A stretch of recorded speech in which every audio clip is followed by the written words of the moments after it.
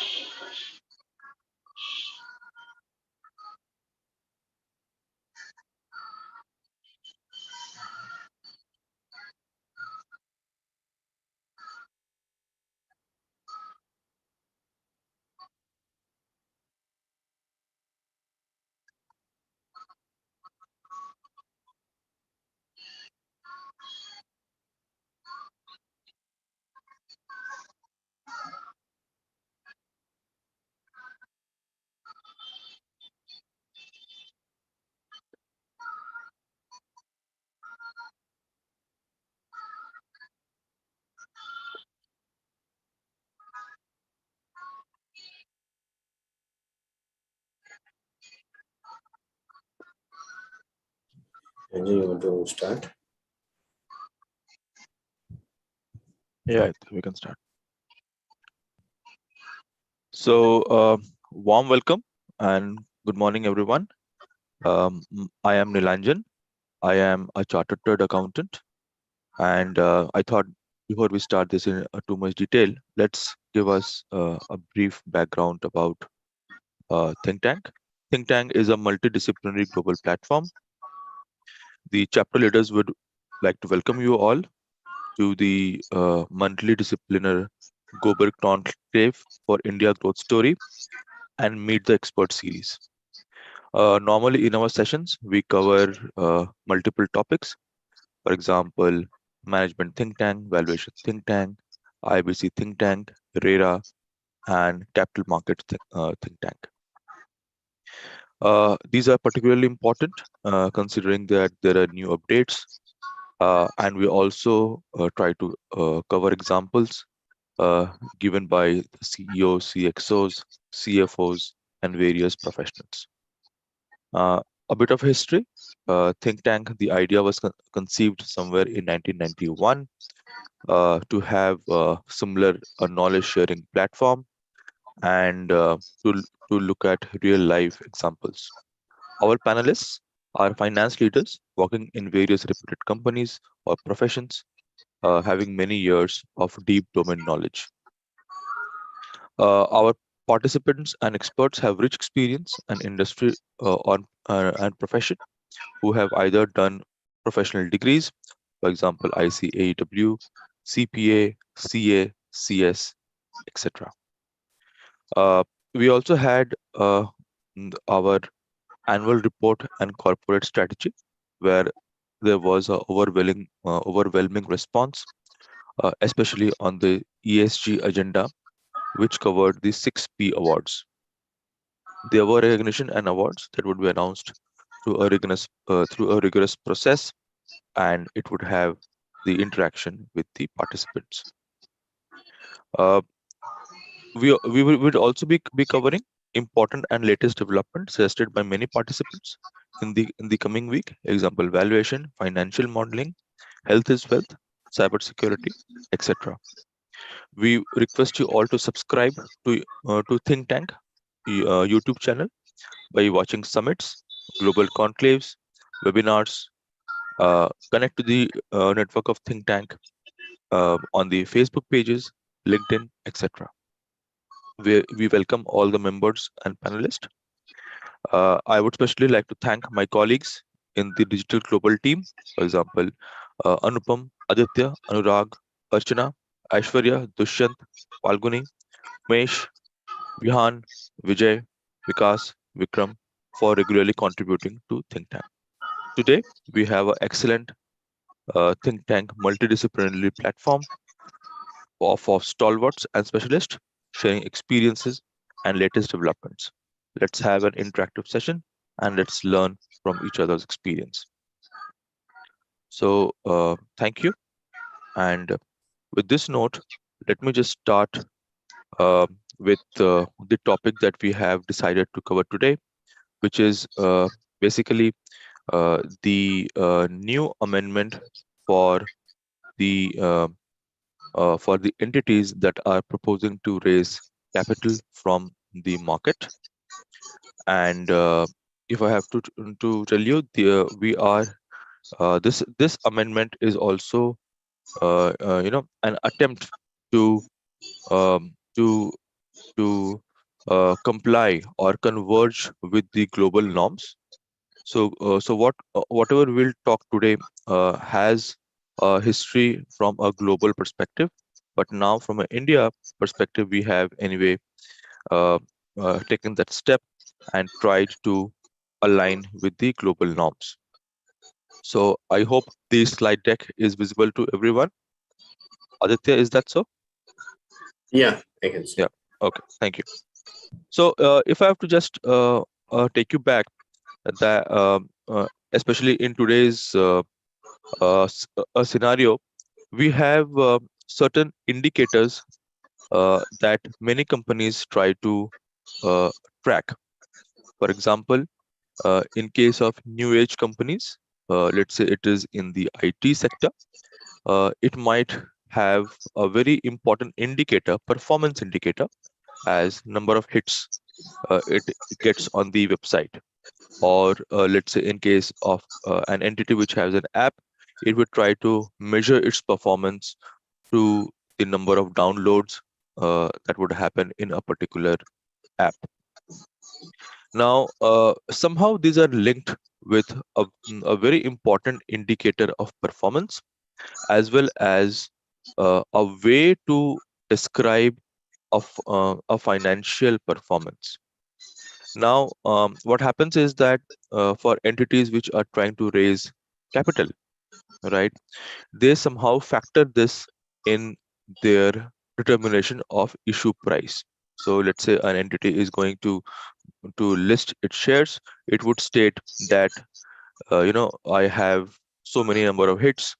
I had let's say an entity which is in the retail sector, it would say that I would earn a revenue per square feet. This is an increase as compared to last year, and hence I am eligible to command X times of my book value, so on and so forth. Now, these these amendments could not have been timed better. We are having a very robust and a very exciting capital market, where especially there are certain IPOs and certain FPOs which are being planned, and they are touted as some of the largest or the most awaited issues in the Indian history. So in this background, uh, let's see how does this fit in. The idea and the importance of these measures is again to have a more granular information to the common people, you and I, who would like to invest or decide whether to invest in these IPOs or not, so as to help them in making more of an objective decision. So, with this background, if I have to talk about how the regulators were feeling, the regulators, especially SEBI, a few months back came out with a consultation paper which states that the basis for issue price of a particular IPO or a particular FPO is not solely determined based on historical performance, right?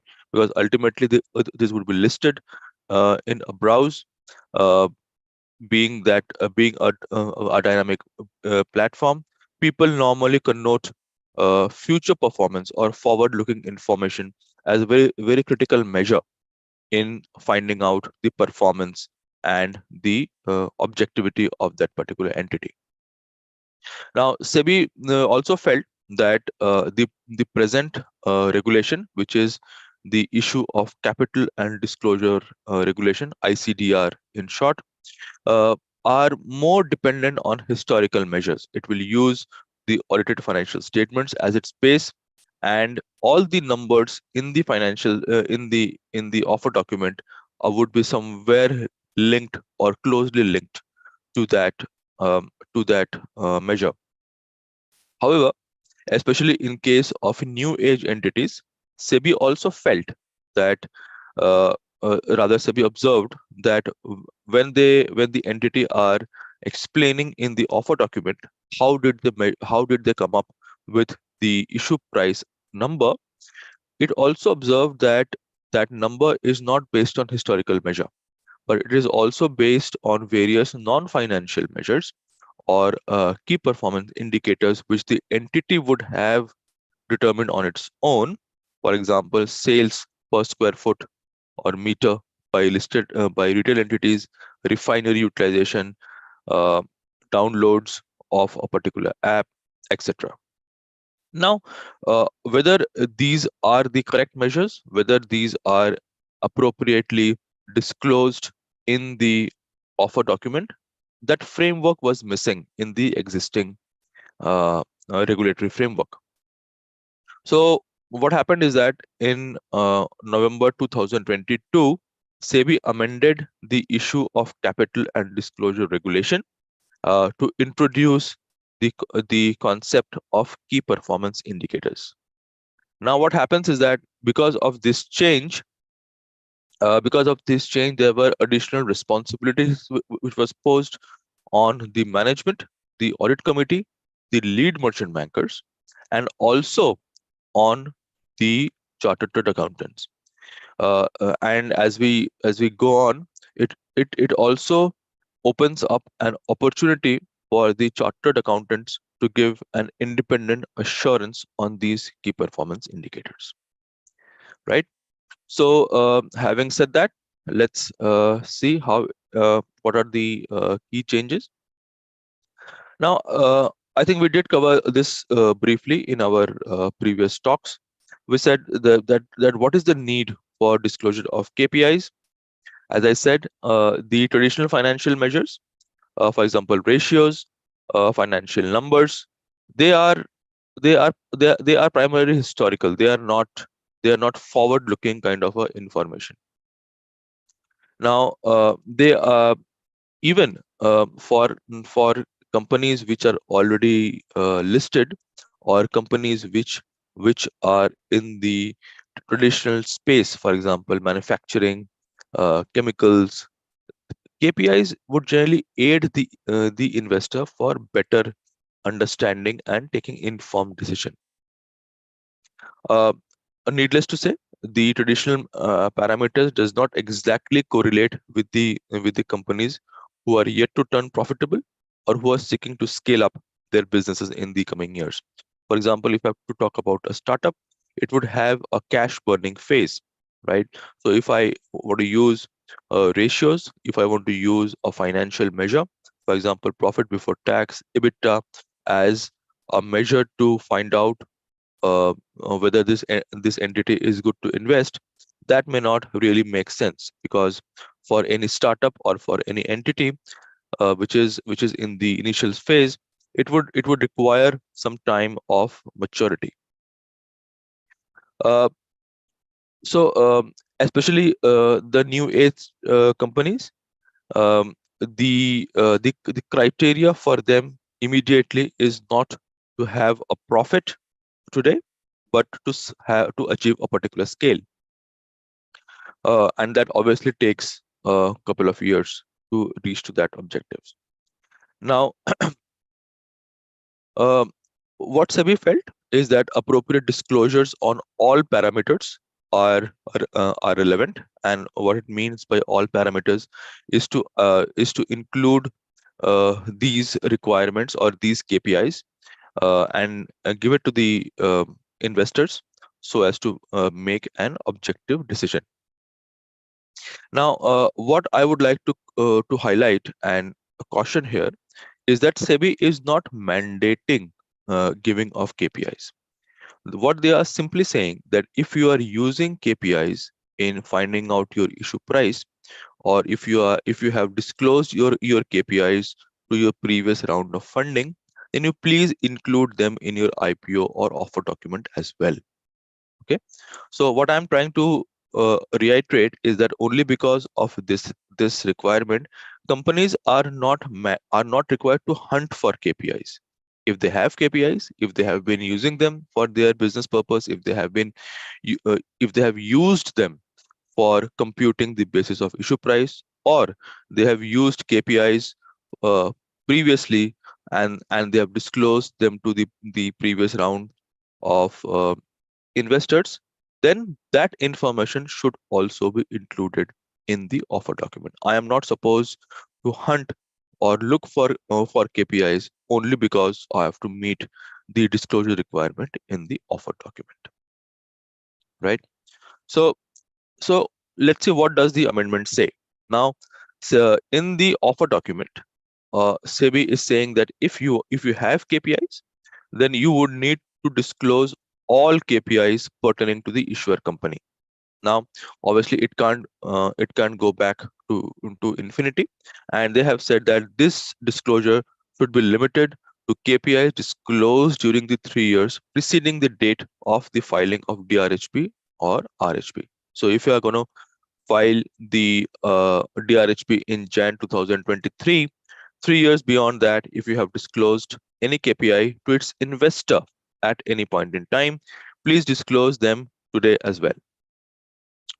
Most importantly, these KPIs would be cross-referenced with other sections of the offer document, um, which are disclosed elsewhere. Now, where should these KPIs be disclosed? These KPIs should be disclosed under the basis of issue price section of the offer document, because ultimately these would help in finding out what are the KPIs and all that. Uh, now, in addition to that, uh, the amendment also requires that it is not the disclosure of KPIs in the offer document. If the company have disclosed something in the offer document, then they should continue to disclose KPI uh, under the basis for issue price section for at least a particular time period. Now, that disclosure time period is what? It is 1 year after the listing, or till the time of utilization of issue proceeds, whichever is later.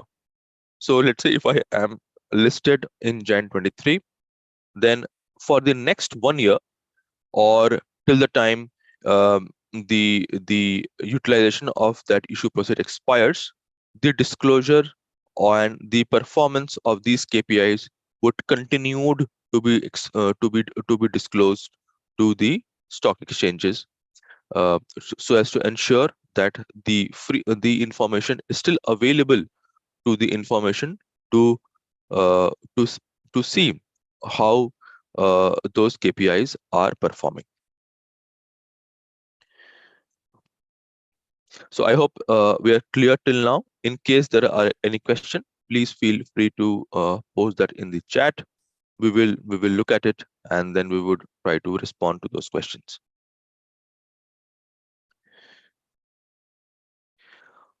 In addition to that, SEBI also said what would be a look back period. Does it mean that it should be for all the periods that has been disclosed? If what happens that if I have disclosed something to my previous round of investors? SEBI, what it felt in the consultation process is that there is an in principle agreement of having a look back period.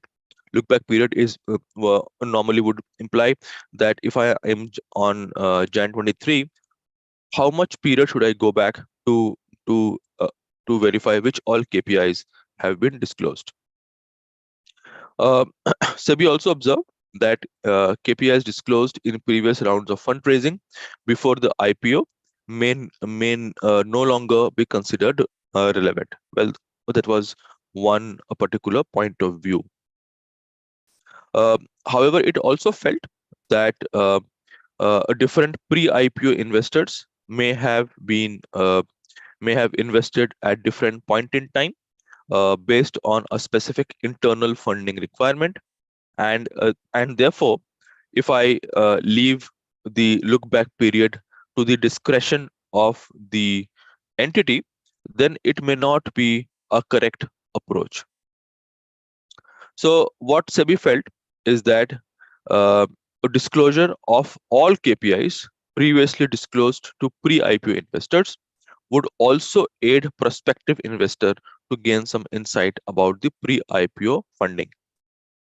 And hence, uh, what SEBI felt is that there has to be an alignment and transparency between the information that was available for a pre-IPO and a post-IPO situation as well. So, what did SEBI state? SEBI again amended the ICDR regulation. It said that the basis for issue price section of the offer document should include disclosures of all KPIs pertaining to that have been disclosed to the investors at any point in time during the 3 years preceding the date of filing of offer document. Now, it also gave a flexibility that issuer company in consultation with the lead merchant bankers may disclose uh, other relevant and material KPIs that have a bearing on for achieving the basis of issue price. So 3 years is the minimum look back period. However, if there are any other KPIs that have been disclosed prior to that, or they are still continued and considered as relevant for the current issue, they should still be included in the basis for issue price section, subject to a consultation with the lead merchant bankers. So in a way, there is a flexibility to go beyond the 3 years as well.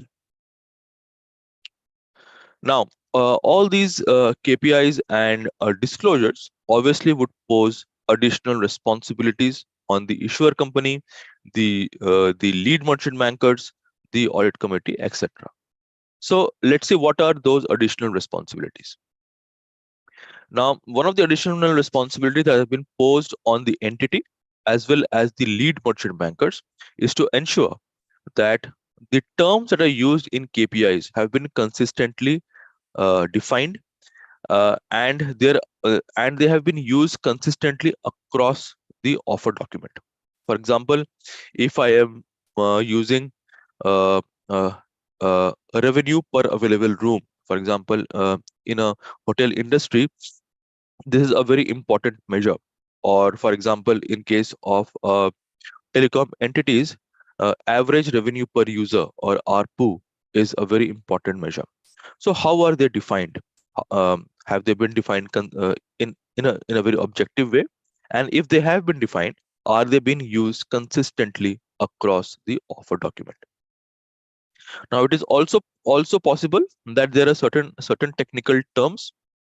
Uh, it is also an responsibility on the issuer company and the lead merchant bankers to ensure that these terms are defined and clarified in simple terms, so that someone who may not have that technical uh, approach or a technical outlook would be able to easily comprehend the importance of these KPIs on the issue price. Uh, KPIs disclosed in the offer document should be approved by the audit committee. The audit committee would have to look at and actually apply their mind in saying why these KPIs are actually key, right? They have to they have to satisfy themselves that these particular indicators are actually important in determining the issue price. Needless to say, the KPIs disclosed in the offer document should be comprehensive, and explanation should be provided on these on how these KPIs have been used historically by the management to analyze, track, monitor the operational performance. Again, an additional responsibility for the issuer entity as well as the lead merchant bankers. The entity as well as the lead merchant banker is also required to ensure that there is a comparison of KPIs over time. Let's say if there are new KPIs that have been introduced in the past 3 years, or some KPIs are no longer relevant, the additions and dispositions are explained in great detail. Uh, for example, in case the issuer company has undertaken a material acquisition or disposition of assets, the period that are covered by KPI, the KPI should also reflect the same. Um, if in our offer document, normally we are presenting 3 years as in the financial statements. The lead merchant banker and the issuer company should ensure that the KPI in the offer document are coterminous with the period presented in the financial statements. So if it is for 3 years, then the KPI should at least be of 3 years. Now, audit committee. Again, an additional responsibility. Audit committee is required to provide a confirmation that they have verified the audited details of all the KPIs that have been disclosed earlier to the investor, and they have been disclosed in the offer document. Now, most importantly, this particular confirmation of the audit committee should be disclosed under the basis of issue price section. So in a nutshell, the audit committee is required to apply their independent mind, give a confirmation to the issuer entity as well as the lead merchant bankers. Now that particular confirmation has also required to be disclosed in the offer document. In addition to these responsibilities, additional responsibility have also been casted on the independent directors. Now, the regulation require that the issuer company and the lead merchant banker should obtain a recommendation from a committee of independent directors that the price band is justified based on quantitative factors and KPIs. Vis-a-vis the weighted average cost of acquisition and of primary issuance, secondary transaction disclosed in such a section. Such recommendation is also required to be included in the price band advertisement. So if I pause here and clarify that further, the committee of independent directors. So first of all, under the SEBI or in the Companies Act, there is no separate committee of independent directors. So first thing, there has to be a committee of independent directors formed for the entities which are proposing to include KPI. Now, most importantly, that committee of directors independent directors is supposed to justify that the basis of issue price or the issue price is somewhere reasonable. Now, I could only fathom the challenges the independent directors would have, because ultimately they are trying to pin down the issue price and its reasonability on a group of people. Now, in the current situation, we have seen many IPOs which are trading below their listing price or even below their issue price. So that probably have triggered a response from the SEBI to say that there has to be somebody which would specifically comment and recommend the reasonability about the issue price, right? And most importantly, these issue prices, these recommendation would be available in public domain by way of a disclosure in the offer document. Okay. Now, I spoke of this briefly, this being a new area for chartered accountants.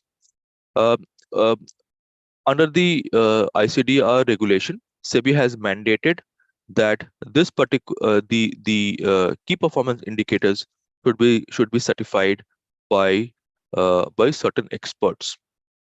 So again, during their consultation phase with various stakeholders, including the expert bodies such as ICAI, Institute of a Cost Accountant, etc., SEBI noted that the members of some of these expert bodies can certify KPIs, which some of them may be a financial measure, some may be a non-financial measure, but ultimately there is a framework available for these professionals to certify these measures. They also discussed with the Institute of Cost Accountants of India, and they further noted that cost and management accountants are equipped to certify operational KPIs as well, as they are adequately skilled and they have experience in verifying the appropriateness of non-financial parameters.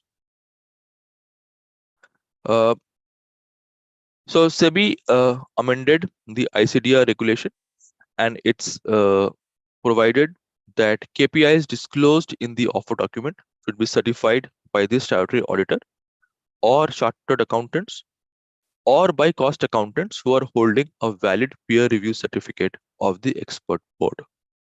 So if I have to reiterate, this particular certification can be done by the statutory auditor, but also by any other chartered accountant or or even a cost accountant. The only condition is that they should obtain a valid peer review certificate. So again, this is a new area and a new opportunity for chartered accountants in practice, where they can certify the appropriateness of KPIs. Not only at the time of filing of the offer document, but also when the KPIs would be disclosed post listing, they should also be certified by any of this expert body. Okay, so here these are just my thought that let's say if somebody has to implement KPIs effectively, what should they be doing? A couple of them, which you can see on the slide. The most important is to link the key performance indicators with the entity strategy. Now, if they are linked with the entity strategy, and a reader of the offer document would be easily be able to measure how they are affecting the business performance. It would enable the readers to assess the company and its success. On the contrary, if the KPIs are presented in isolation, they cannot fulfill the desired objective, and they fail to provide the reader with the level of understanding they should need. Definition and calculation, they should be defined very, very clearly and in a very simple uh, term. If there are certain industry specific parameters or industry specific terminology, they should also be very easily explained and defined. Purpose. Most importantly, what makes the key performance indicators key? Why do the management believe that these are the key measures that should be looked at by the investor? So it gives the management an opportunity to tell their own story. They also give us insight on how the management internally measures its performance. Second, and most importantly, what are the assumptions and sources, right? Because ultimately these are forward-looking information. They would be based on certain estimates, and they would obviously be having certain limitations. So the entity and its management should identify the source data. They should employ robust IT systems, internal controls, so as to ensure that these sources are reliable and they churn out a very objective and insightful information. The entity should also ensure that these numbers are reconciled with the financial statements. For example, if I am using EBITDA as a basis for my issue price, I should make sure that these numbers are reconciled with the financial statements. Lastly, they should also ensure that there is an adequate amount of comparability. So, for example, if I am having a comparability with a particular KPI over a period of time, we should ensure that these key performance indicators are comparable over a period of time. Their calculation, their basis that have been used are being considered consistently. Well, that's all I had to cover. If there are any questions, would be glad to take them.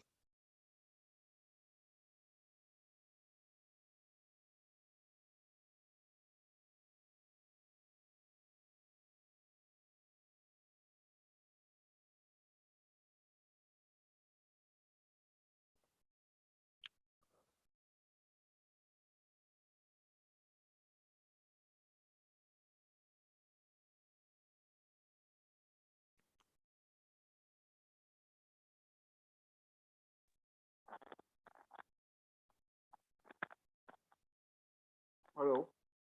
Yeah. Sir, I am from Vasai, Dinesh Kotecha. I Hi, wanted to Dinesh. know when these new norms are being introduced or revised norms are being introduced by SEBI. Yeah. Are there any old norms which have been removed or replaced? So, Dinesh, these are new norms that have been introduced. These are not substituting or replacing any old norm. So, in fact, you brought the correct perspective.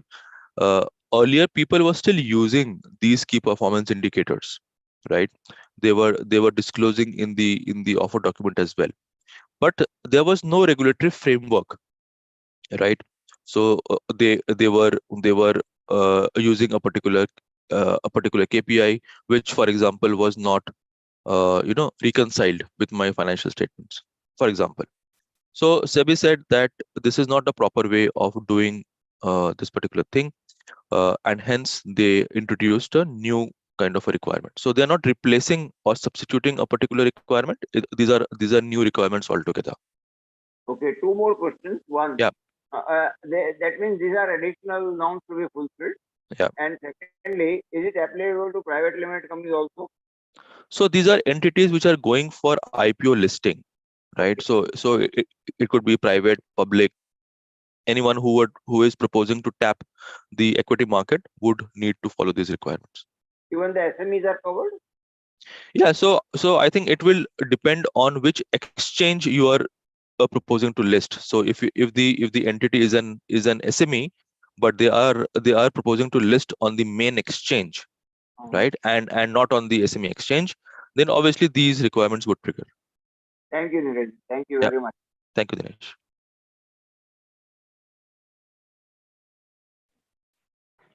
So hi, this is Shekhar Singh here. Hi, Shekhar. My question, hi.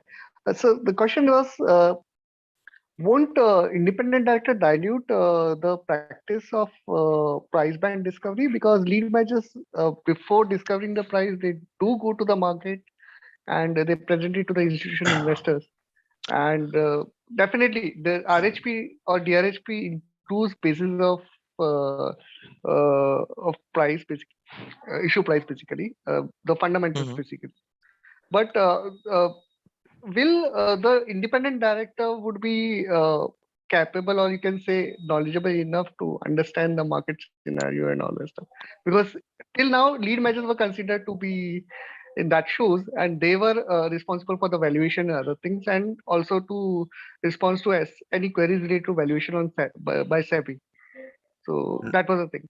No, completely bang on, Shekhar. In fact, if you would look at various news which is available in public domain, there is so much responsibility on the independent directors or on the audit committee, right?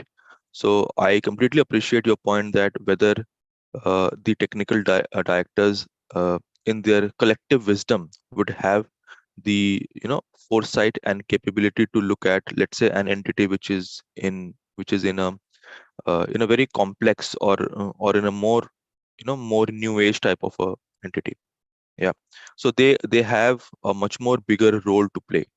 But ultimately what SEBI is saying, that there has to be someone who has to independently look at and comment before the public money is being used, right? And I do empathize with SEBI also, because if you would see, there are many entities which have been made big news at the time of listing, but many of them are still trading below their issue price, right?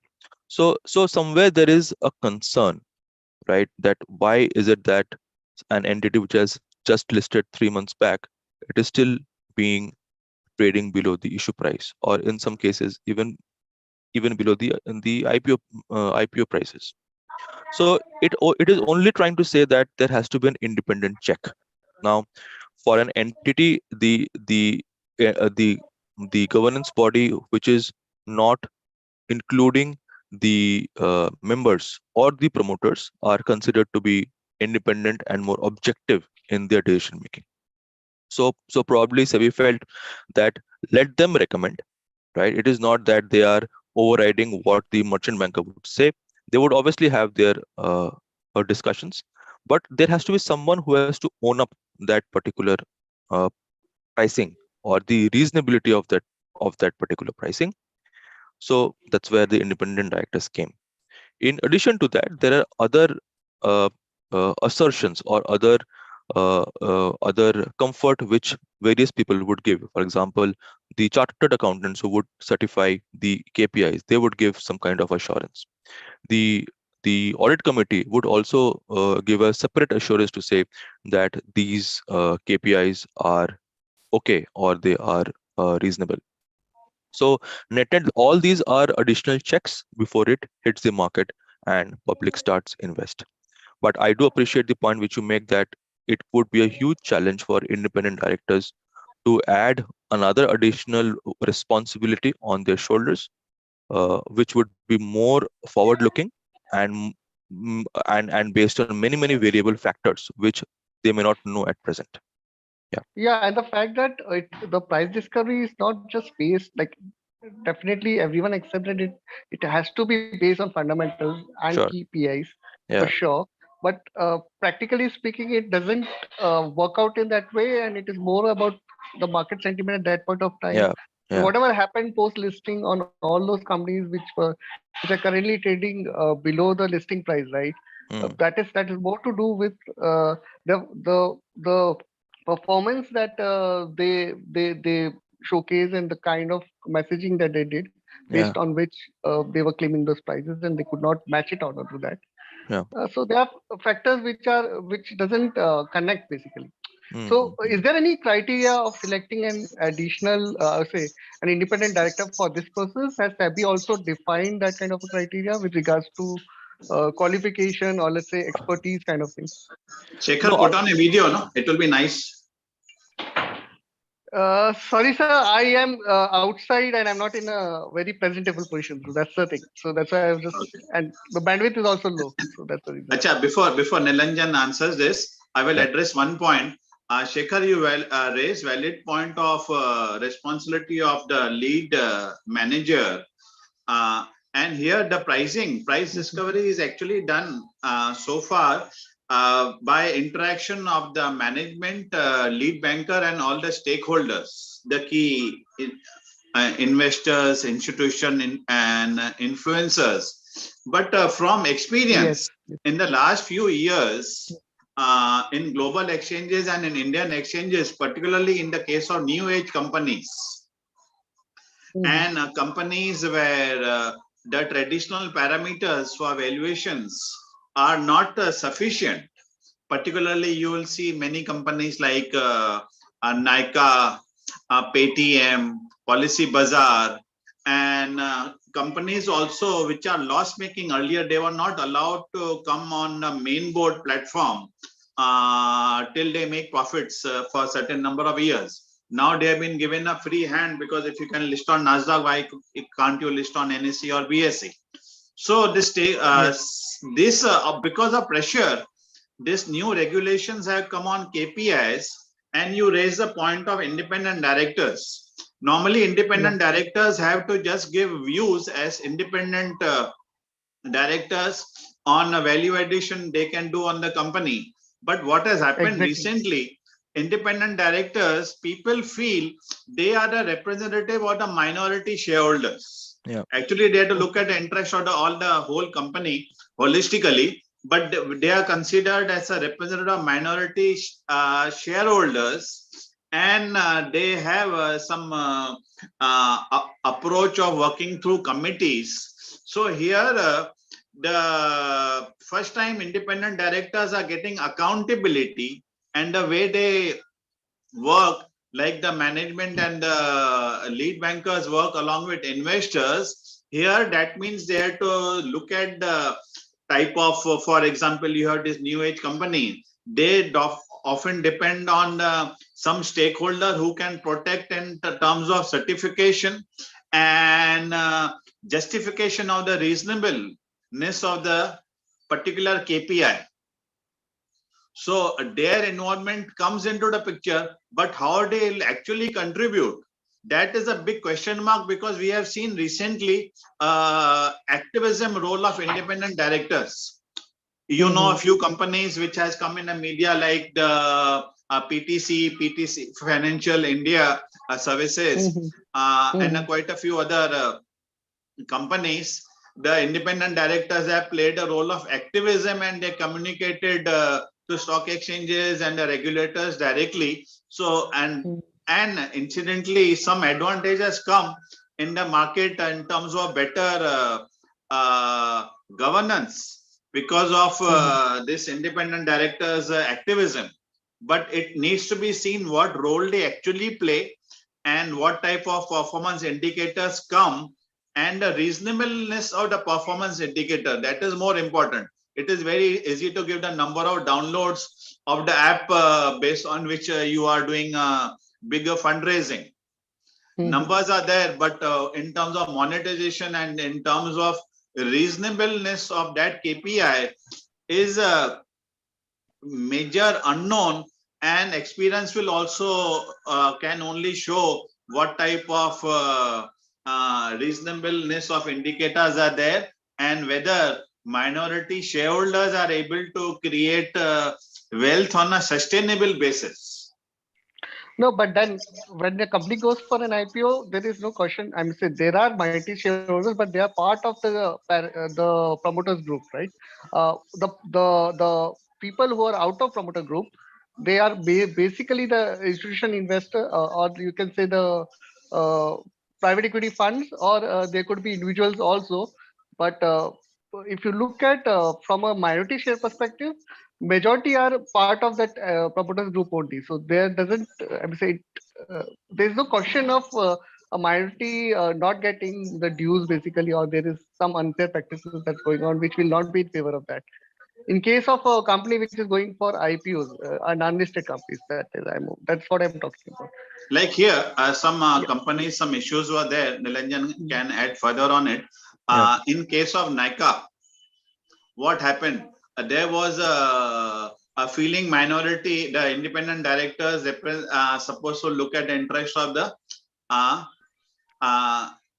minority shareholders, and there were some issues even post IPO.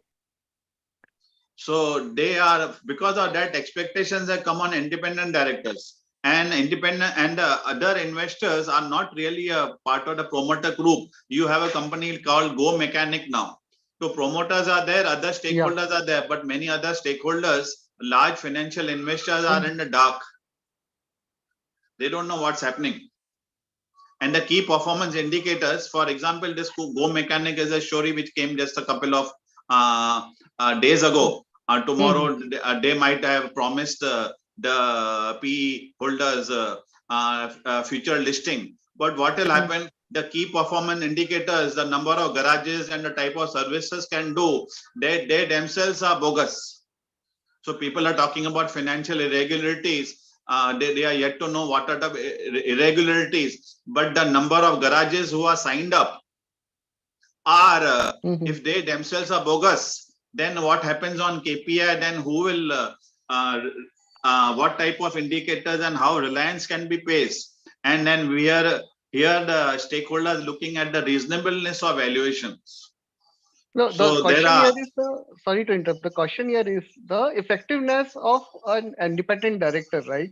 To ensure that that the price discovery is in line with the KPIs, basically, right? That is where because they already have certain responsibilities and they are not in a market, whereas the lead manager is in the market. They do the entire roadshow. They understand the market nerve, basically. They move on. They do introduce the fundamentals of the company to the institutional investors, and they get to know a general consensus as to on what price the market is sensitive or no, on all about. Now, then presenting it and listing it only to the KPIs and not getting the market sentiments. And the question is whether independent directors would be in a position to do the same kind of an exercise and understand what's the sentiment on the market. So what it does, it dilutes the fair practices kind of a thing, wherein fundamentally there could be a X price, but market would be ready to give a higher price. For example, in new age technology companies, you referred to Nyka and other things. At that point of time, the business model was new for the market. The market has learned it from that thing as it proceeds, and people have seen the price getting eroded over the period of time after listing, right? Market will not repeat that flow thing. So it has to be, I would say, the regulation, according to me, is not, I would say, in line with price discovery. Basically, it is more to it's a reaction basically of what has happened with some of the companies in the past, the listed entities basically, who has come in with the IPO and they have not, they are currently trading below IPO prices. yeah, you are right. It's a reaction because where investors lose money in certain cases and then they complain to the regulator, it is a reaction. But here, what you mentioned, independent directors have no role in price discovery, purely zero. It is only related to disclosures of some KPIs. They have no role in price discovery. Price discovery is always based on market. It's a market is supreme. It's always valuation at a given point or time on the given days when the roadshows are going on. From days, there's just a period of maybe a couple of weeks, informally maybe a couple of months in case of a large fundraising, but they have no role to play in price discovery. It is just a matter of a few pages. Today you have a prospectus of companies coming on with fundraising, IPOs or FPOs, which are over between 400 to 500 pages, in some cases now going up to 600 pages. So a few more pages will come in the RHP, maybe another 10 or 20 pages, and and the involvement of the independent directors come, so they become more important. But who are independent directors? Ultimately, they are selected by promoters only. Except in the case of a large companies where there are large financial investors, institutions. In some cases, they nominate one or two directors. But otherwise, most of the independent directors, 90% plus, are nominees or promoters, and who look at promoters' interest. Yes, sir. And even in case of new age technologies, if you look into when they came up with IPOs, the road show was going on. I mean, so they were going. The DRHP got filed and the listing happened and all this. During all that process, if you look at the experts, basically the research firms and other people, they were giving recommendation to subscribe and all this stuff was going on. No one cautioned at that point of time. There were very less people who might have cautioned, whether you take Nyka, whether you take PV FinTech and all, and that those price points and all that stuff, we had IPO notes in public domain where the third party research firms were endorsing it. the issue based on those prices and everything. So the point that I wanted to that an observation is here is that SABI is definitely there has been some loss and investors complained it, but it is part and parcel of the market. It will be against the fair practice. Your view, sir? It won't be against the fair practice if we put something like if we react to on market discovery sentiments and come up with some resolution, and it would be an extra kind of this thing burden on something which won't be much of a effective kind of scenario. So Well, Manoj, if I can interesting take, point you mentioned on research houses are giving recommendation, but always if you see in the RHP, in the application form also, there are some risk factors. They are in fine print. Yeah. Now they have said the print should become bigger, but point is hardly who wants to read the risk factors. They are always No, there. my question is, sir, my question is like a regulator moving in, understanding the sentiments and everything after the things has happened, dilute somewhere that free market sentiment. Basically, that's what it indicates, and it unnecessarily is putting on layers above layers just to ensure that. I'm saying it is not. We don't see it effectively. I am part of this IPO wala market for a very long time. It Yeah, we know doesn't you are seem to be veteran more in this. effective.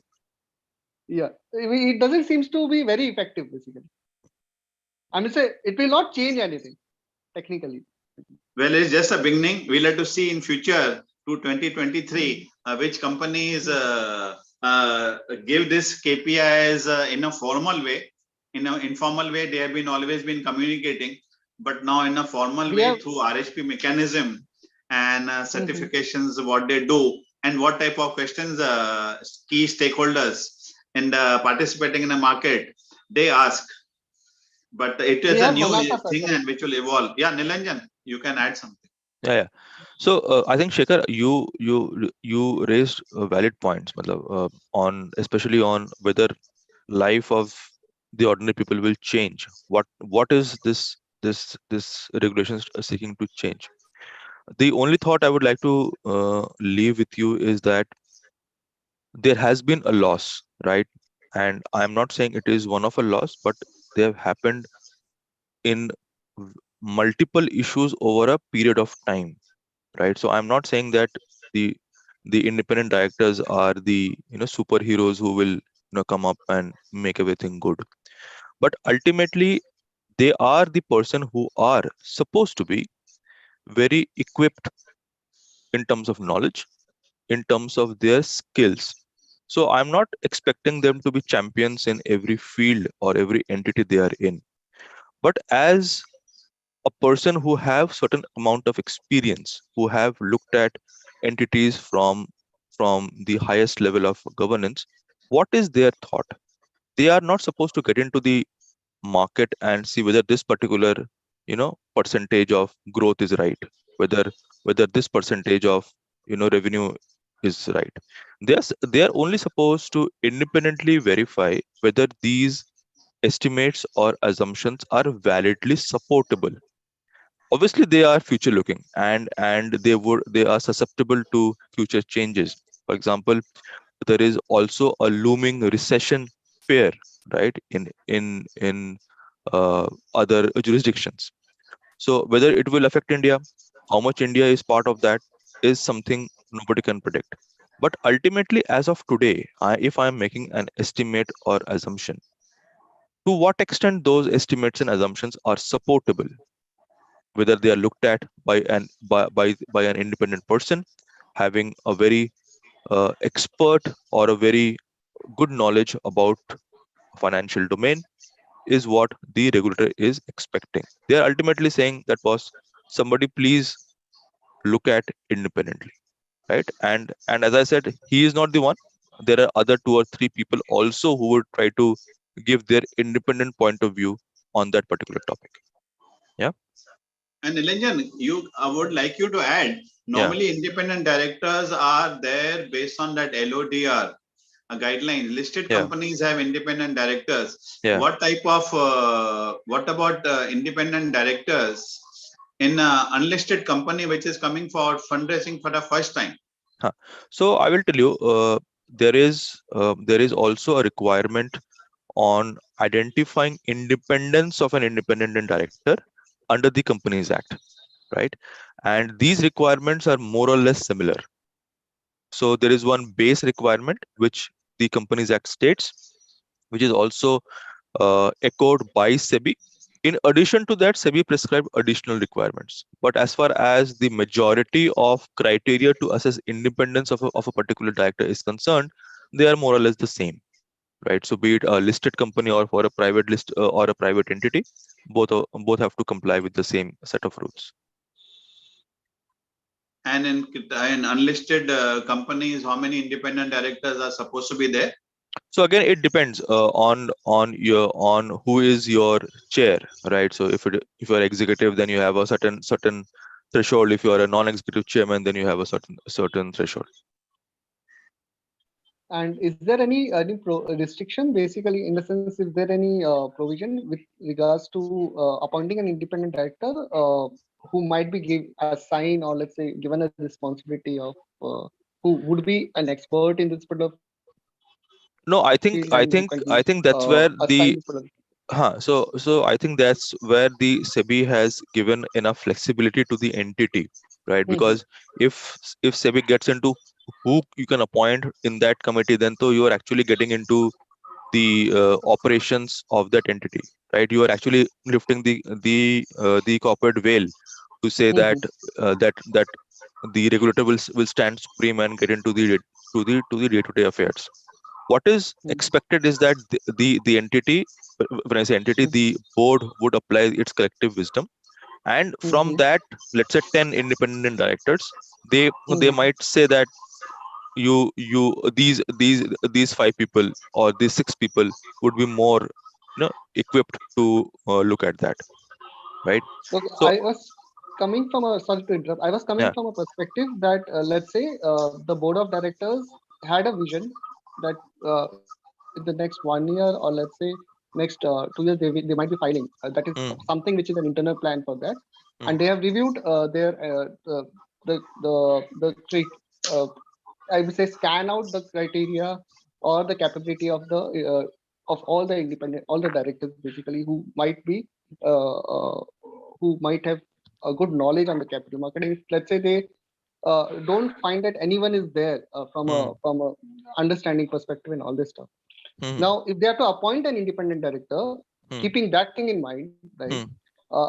Do they have to follow the same regulation as per the corporate law that for appointment of independent director, or is there any other provision, or can they do when is there any duration? I'm so shorter duration or Yeah. special provision for that? No, I think if the board of directors believe that all my independent directors are not capable of looking at the KPIs, then I'm sorry, then the appointment of those directors are itself questionable, because it is not for a limited No, but purpose that of independent issue. director. No, but the independent director would be having other responsibilities also when they are appointed as an independent director on the board. This will be part of their one of the what you can say. It would be a part of that mm, those KPIs that they would be appointed for. Like it So won't that is be what one and sole thing kind of thing. no. So that is what I was trying to tell you, Shekhar, that it is not that the KPI asks for a limited purpose. If an entity is using KPI to measure its performance, they would have been obviously been brought to the attention of the board for a number of years, right? It is not that I will automatically generate one KPI for the purpose of IPO. That KPI I'd be using historically to measure my performance, and to say that the Got it. over this period the independent directors are not aware, I would say that it will be extremely rare for them to say that I don't know what those KPIs were in the last 5 years. Got Yeah. it. Got it. I got it where I'm diluting the entire thing. I'm looking from a lead measures perspective and the Sure. market sentiment, bringing it to Sure. the capability of directors, which is not required currently. So Yeah. fine, And understood. Shekhar, I would just add Mhm.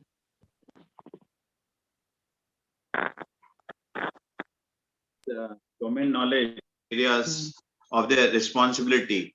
Now, independent directors, the last few years, as it has evolved, IICA, Indian Institute of Corporate Affairs, part of the government, has been, they have a lot of material for independent directors, and they also conduct an exam which a person is supposed to clear before appointment of an independent directors. Of course, subject to certain exemptions of past independent directors who are there for a certain number of years, they may not have to give that exam, or certain categories of professionals are exempted.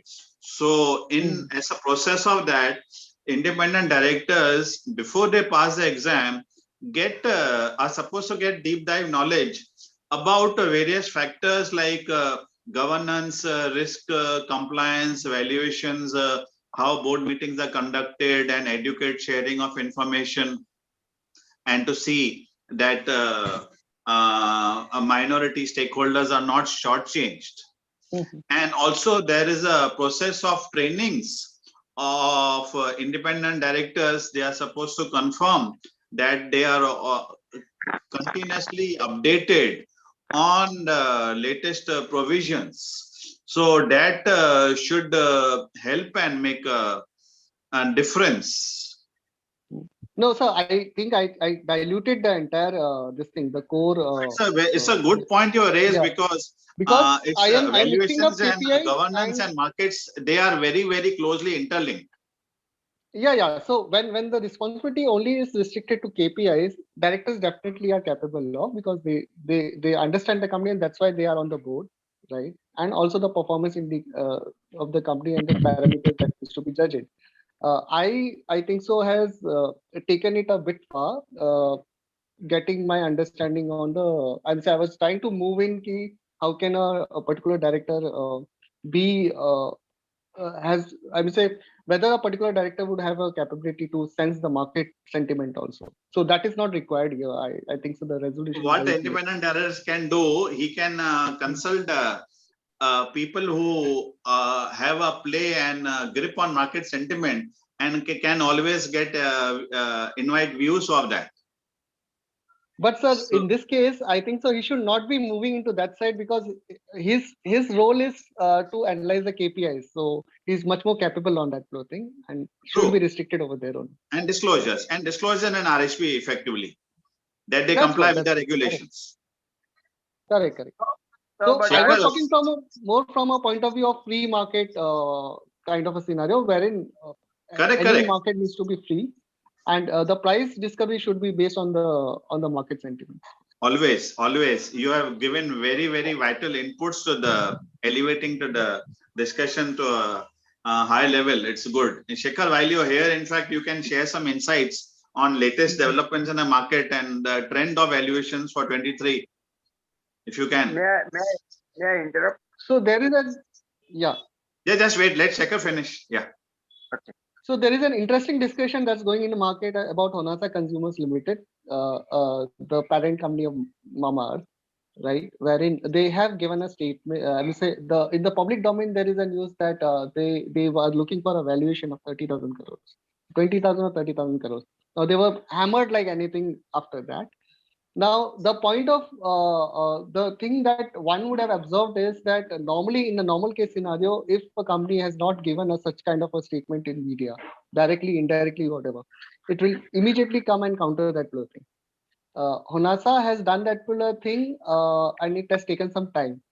So it would be interesting to see as to how they justify, because their perception is already there. They have already got hammered based on the higher valuation news that's coming down. There is a sentiment which is going negative.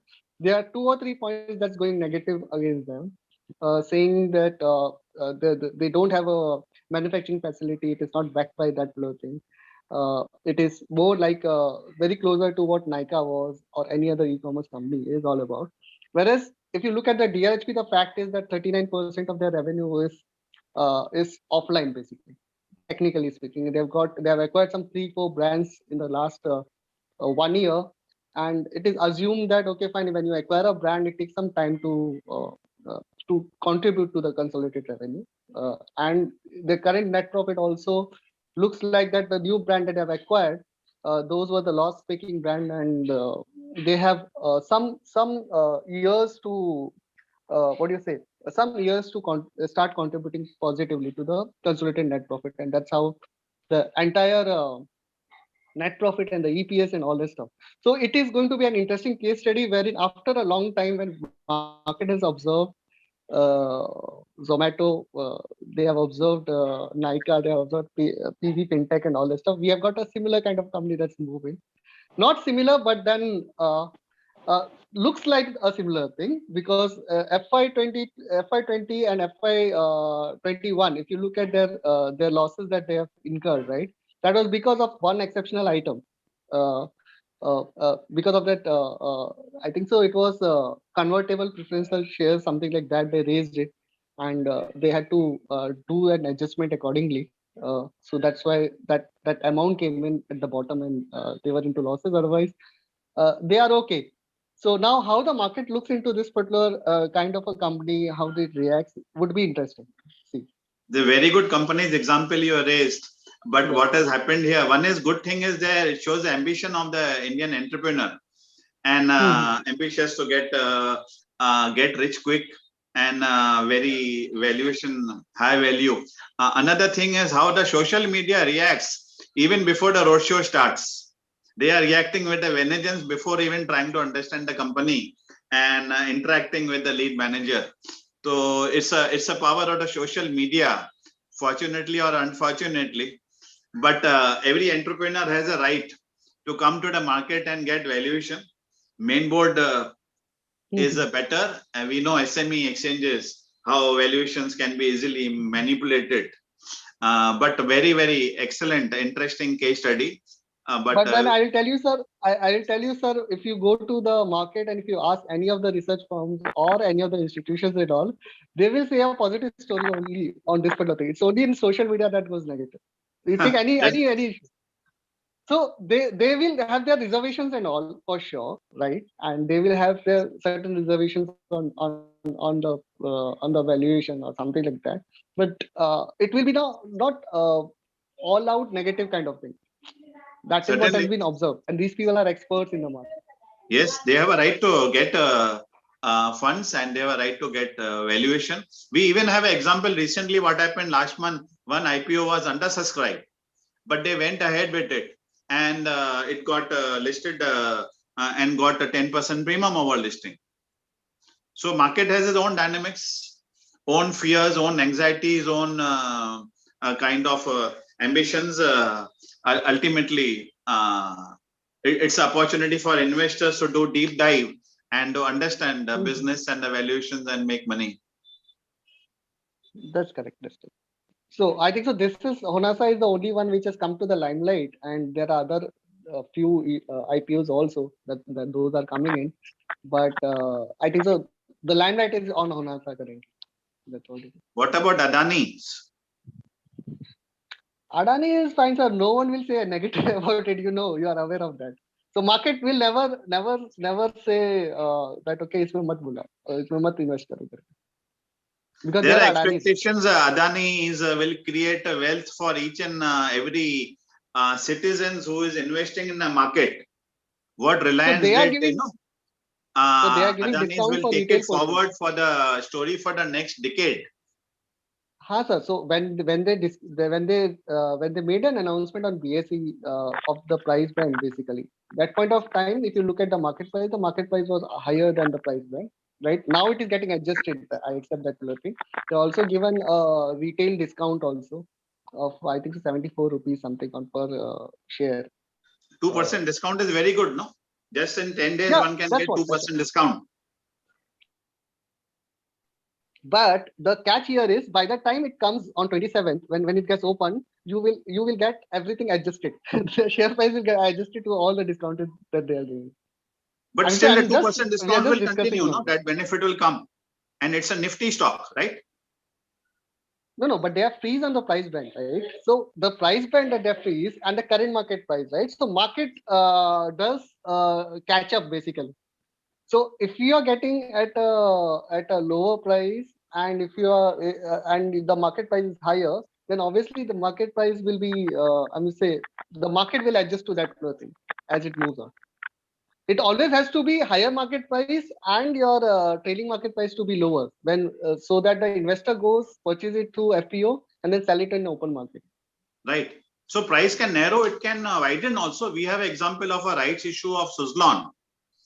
When the price was much higher, then it started compressing and coming near the rights issue price. But once the rights issue was over, then again the price, the difference expanded also. So it can work in both the ways.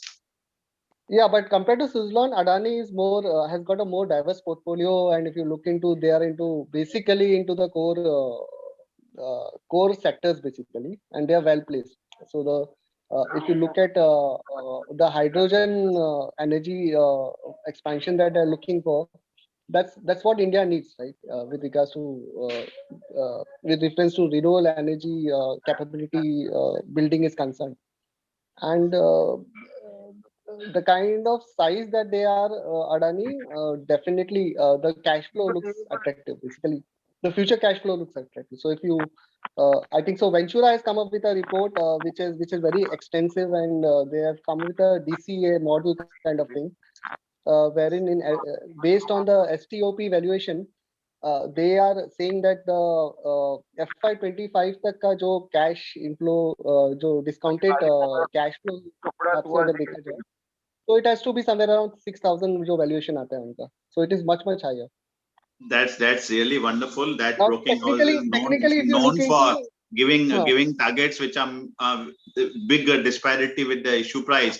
But what the market is looking at, this will give a big opportunity to the international investor to participate in a bigger free float of the company and participate in the India growth story. It's only the promoter has to ensure the company meets the expectations of all the stakeholders.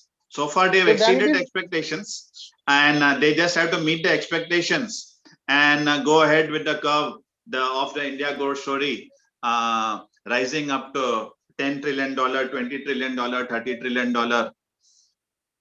and the numbers they are talking about. So then it is a very good news. It's a very good news for you and me, retail investors or HNIs. Our price appreciation going forward is assured then if the foreign institutions are investing then for sure. Because definitely with the demand, there would be like kind of with fund moving in, institution moving, the confidence will be building up on the same, and the retail will be benefiting basically if I invest it today. Shekhar, we wish you all the best in conveying the India growth story and group success also globally. Yeah, but Adani, if there are only 2 reports, I just for a discussion perspective, if you look into it, the last, we were just checking out how many reports have come up on Adani and what is the view and all. There were just 6 research reports, research firms who have come up with reports on which few research firms have subsequently followed it regularly on a quarter to quarter or year to year basis and all, and they have come up with a subsequent report and all this stuff. Now, Adani Group with only 6 brokerage house following it up is something which needs to be taken into. We can say there is something which something is missing basically. It should not have happened in that way.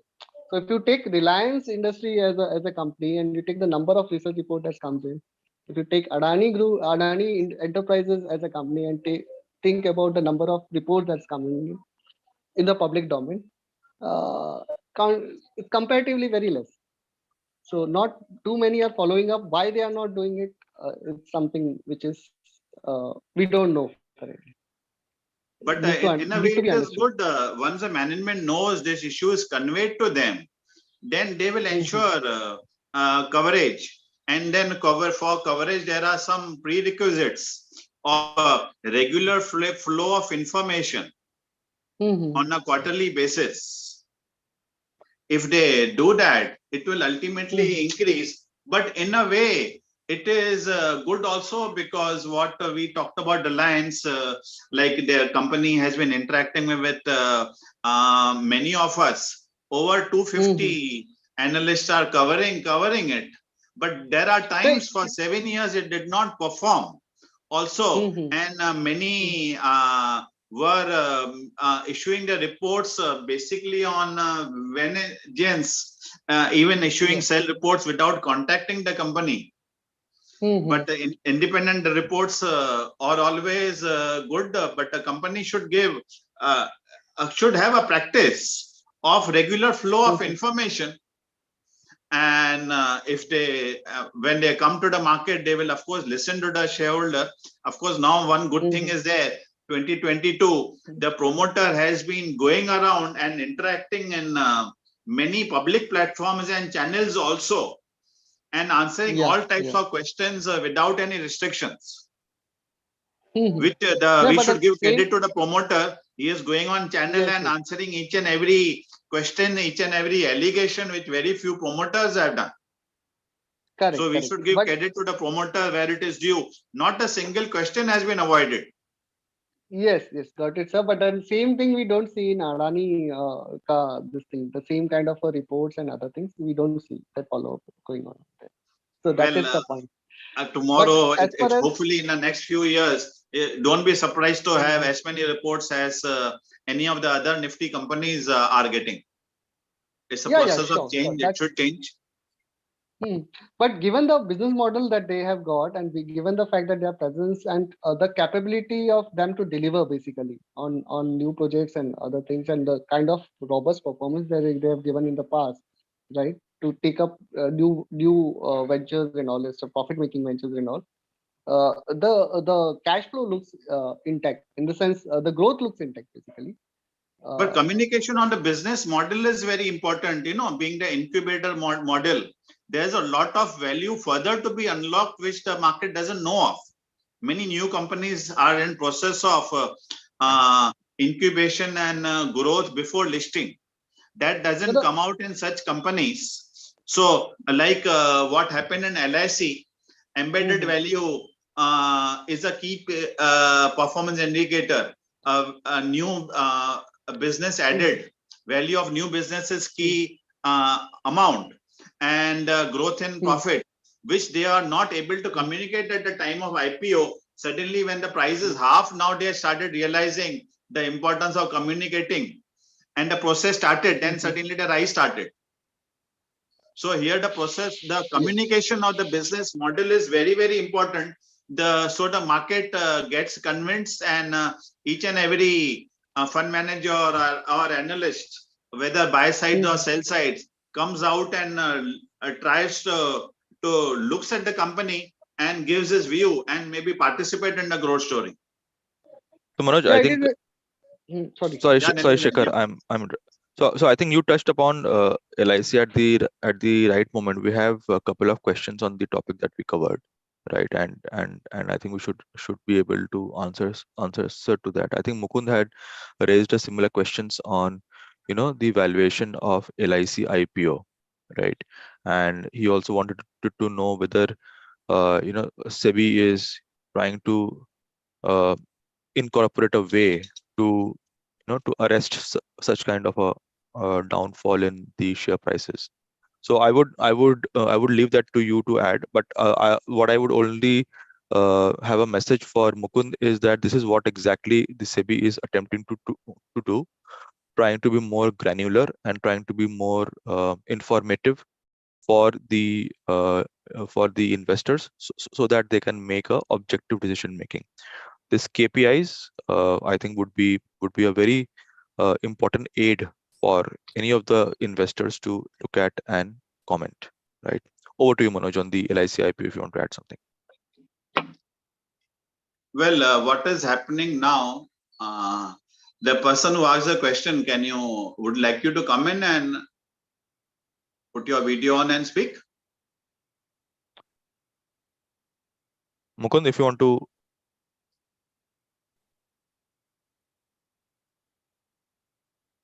From what we know is the corporation has realized it's need to communicate.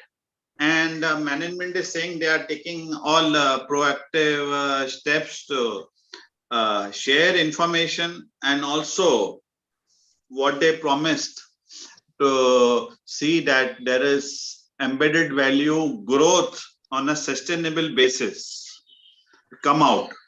But what we again experienced last time at the time of results, the call was rescheduled immediately. So people were wondering whether information is not ready. So they need to be more proactive and to see that information is given on a continuing basis, and the process and how they intend to create value. Such an excellent company with great market share and also increasing business, and also the market has also gone up significantly. The company gets benefit, but are they able to create the perception and in terms of good coverage and buy reports? Like we just discussed about coverage of Adani's enterprises and the group, coverage of LIC also being the largest corporation, top market share, also needs to be significantly enhanced, but is taking its own time, because communication is a key, and meeting the expectations of the fund managers and the research houses and independent analysts is becoming very vital. So is there any restriction from SEBI for control of IPO price? Well, best is SEBI should not get into control of IPO price. If you see the history of capital market, earlier there used to be a controller of capital issues, CCI. Mm-hmm. So when the IPOs came in 1990, 1990s, 80s, 70s, it was 1977, a flood of IPOs of FIRA companies came. Foreign Exchange Regulation Act, all the MNCs like Colgate's, Levers, Nestle's, they had to come out with IPOs because of the FIRA dilution. So at that time, there was a formula for CCI. There was a formula for pricing. Based on that, pricing was done in the prospectus. Now that CCI, with liberalization when it came, the CCI got abolished, and the regulator only tries to ensure there is proper disclosures in terms of the RHP, and there are proper price discovery through BLRMs, and there is proper disclosures, and there is free pricing in interaction with the market. So that is a worldwide concept, and it is happening here. So and if there are any complaints, they would address it. So the regulators away from pricing, they just set the norms. No, but what happens if a second level company starts putting a very abnormal IPO price? Then who is there to control? The people will just get fooled, no? Well, as like Shekhar is a participant in the running the process with the topmost IR agency, he also shared pricing is done based on the market at that point of time, and there is a process of interaction with the various stakeholders. You have the anchors, you have the HNIs, you have the institutions, you have the retail. So there is a process of interaction. There is a band. To the regulator, SEBI said there should be a band, and so the band is there. So it can get priced at a higher end of the band or lower end of the band. Even then, we have some companies where it gets undersubscribed. Then also they can call it off, or go through it, or let it devolve on the underwriters. So if it devolves on underwriters also, if the company is good and evaluation is right, one can make big money. We know the example of Infosys, which was devolved on underwriters, and then they created value over 1,000 times. So market decides, market participants decides. So whether it's anchor investors gives a commitment. Now they are saying anchors need to give in some money also upfront. But HNI, most of them, they get leverage from the banks. institutional investors, mutual funds, they can always decide whether they want to commit or not and the price at which they want to subscribe. So let the market decides. That is a whole pricing of IPOs is based about that. And so the companies get adequate money, and the previous stakeholders who want to sell out also they get opportunity and exit at appropriate price. So mechanism is quite robust, but it is misused because as you know, everybody knows there is a, what is the people say, what is a gray market premium. So it is an abuse process. Gray market is manipulated, and many people, they become suckers and they apply looking at the gray market. And the gray market prices will change or vanishes at the time of listing. It can increase also, it can go both ways. But the gray market premium should not be used as a benchmark for investment. It should be the detailed disclosures in the RHP. I wonder how many people read it. I at least was one of the few people who used to go through, over 400 pages of the RHP. And not only the company, also the competition's reports also, whether research reports or annual reports, which is very, very vital, and the market dynamics globally, which is very, very important. The pricing of the companies is based on maybe international benchmarks. Manoj, there's one question. What you said is absolutely when it's come as in a theory, and it's to the some extent practical also. But now all this mechanism is misused for the vested interest. Especially the very classical example you talk about the anchor investors, you talk about this market knows better, but look at the perfect example of Paytm.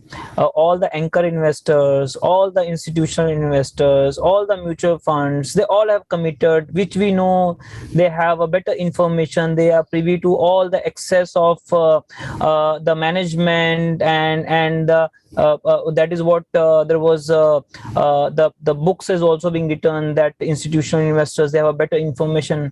But the kind of blunders has happened where the after immediate listing the prices have been fallen sharply, and thus at the end the retail investors are the losers.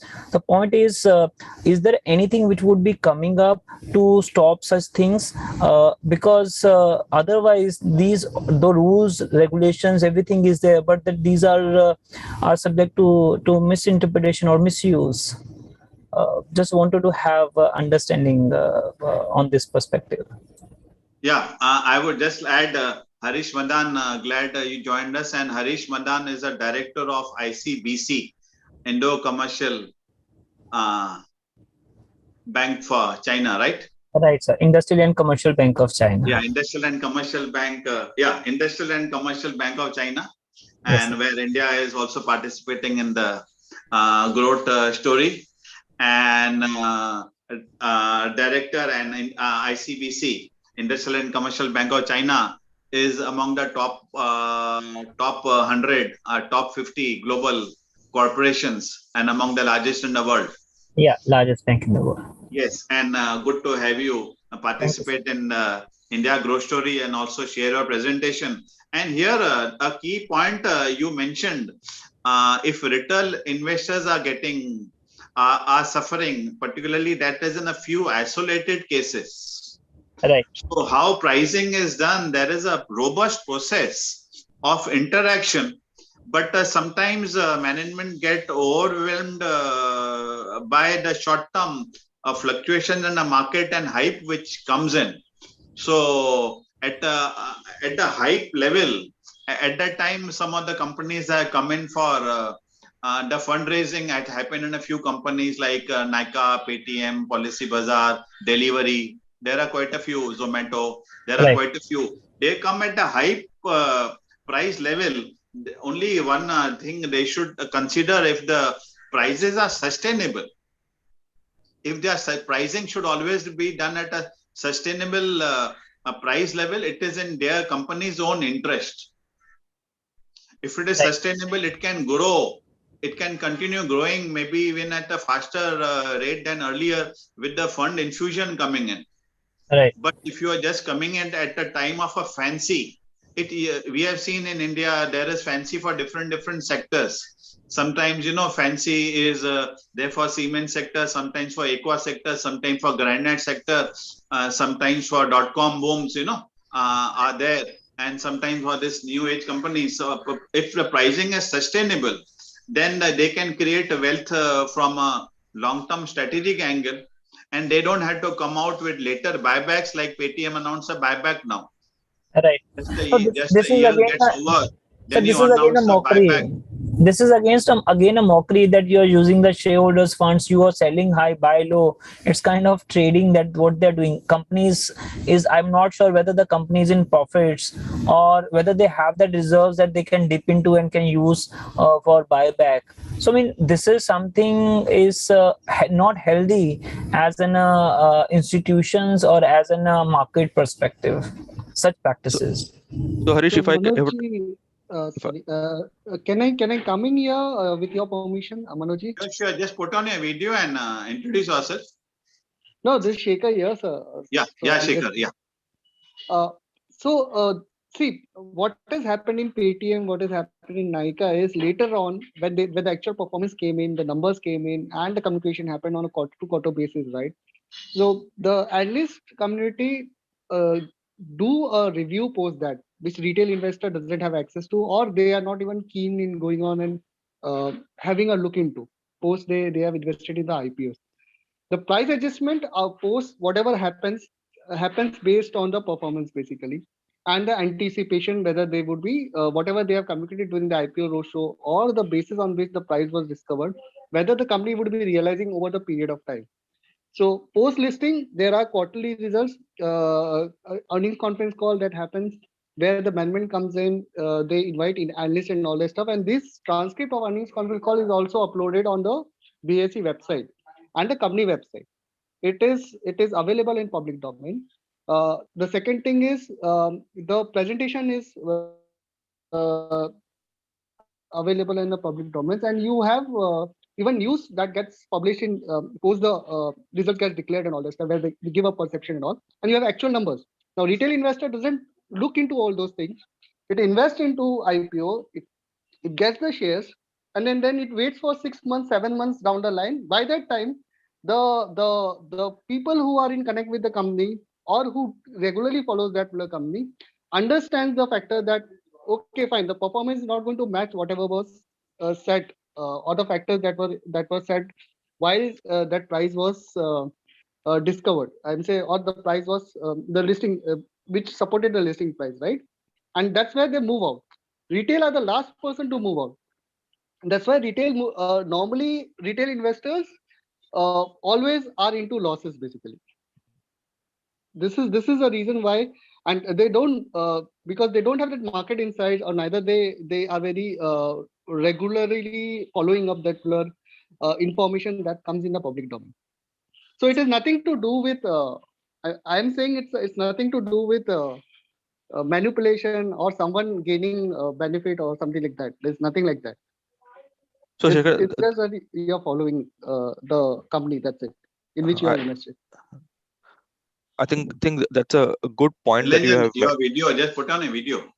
So that's a good point that you have made, and in fact, what I can also see that there are similarities between which Harish was asking and what Mukund was also trying to emphasize on. Ultimately, I don't think in today's world we would like to go to a license Raj kind of a situation, right? We would like to have a market which is more free flowing, where the information is not stopped by anyone, be it a regulator or by anyone. And ultimately, it is for the user to use those information and reach a particular decision, right? So let's say if I have to give you a example, maybe a very bad example. If I have to opt for a cab hailing service, I would look for its price, right?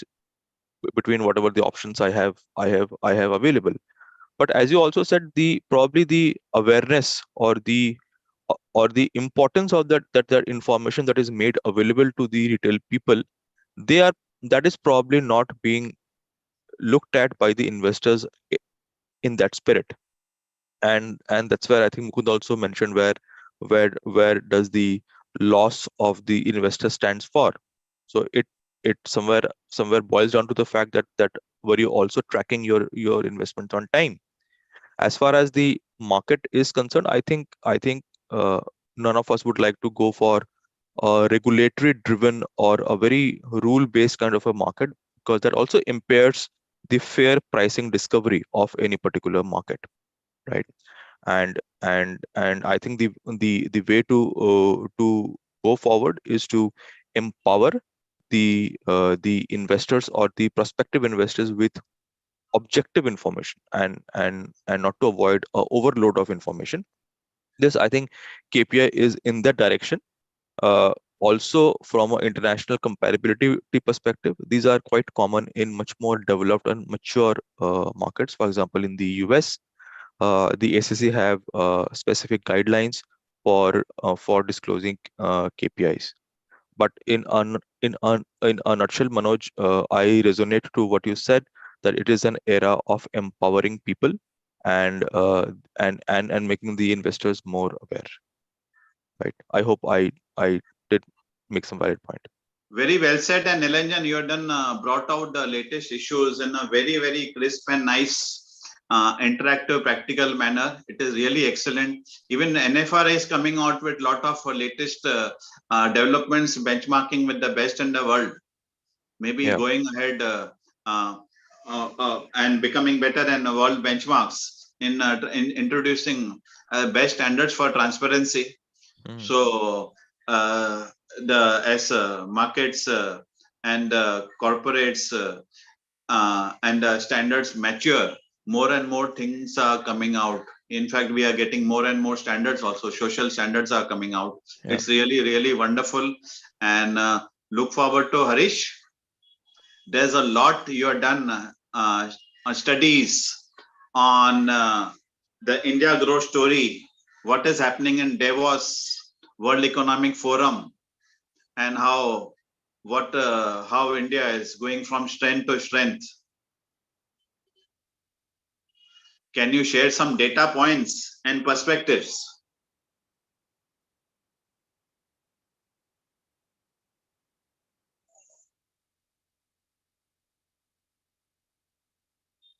Harish? Thank you, Manoj. Thank you so much for creating such a wonderful platform where we can share our perspective, learn from our peers, understand nuances, new aspects which are coming in the market. Thank you so much. And running these kind of groups is not so easy. And the Manoj, the way that he runs. Thank you so much. And also good afternoon to everyone. It's a pleasure to share my perspective on India growth opportunities as well as challenges. Just to, I would say, feel free if you have any questions. Would want to I would have. just say this is run by all participants, open house. All stakeholders are equal and can participate for the India growth story in a positive way, with proper deep dive sorts and challenges, opportunities, everything comes out, strength, weaknesses, and to get the latest business model, latest perspectives of what is happening globally. So create value in an ethical and transparent manner with full equanimity, and everybody benefits. It's a participants platform. Thank you, Manoj. Justice, anyone have any questions, or just you can intervene in between and can you ask? I would like to have it more more participatory. We can discuss where I just sharing my thoughts. Maybe your thoughts may be different. That is why I'm here to learn from your perspective, from you, your perspective, so that I can also improvise my perspective on the market. Nowadays there is a euphoria, or the everywhere people are talking about India growth story. In this century belongs to India. India has a lot of Indian economy is growing faster and continue to grow fast. India is becoming as a global power pillar. India is going to replace China. India is going to be, I mean, there's a lot of things being talked about India. To be honest, many of the things are true, that yes, India has an opportunity which was never available before, but this opportunity, and also this opportunity has come up after the after the onset of pandemic, wherein India's importance with the geopolitical as well as the size and the kind of economy that India has, and also how the India played as an pivot in during the pandemic also. So these all are the opportunities which are available with India. And also there is like a changing world order. So this is the period, there are a lot of things which are happening around. But you know, when we're talking about opportunities can only be realized. These are opportunities unless we will not act, and the government will not act, will not create a mechanism which are suitable or which are conducive enablers for the businesses. So otherwise this opportunity will merely remain an opportunity. So that is why I said there's an opportunity, but along with that, there are a lot of challenges which government has to work. And it is not only from the perspective that those challenges just need to address because India has an opportunity, but also for India's security perspective also. Because as the world order is changing, India has to have a self-sufficient, self-dependent, cannot rely on something where it can be and especially where India can be in a position where India could not put forth its own interest. So economy is always be as a center of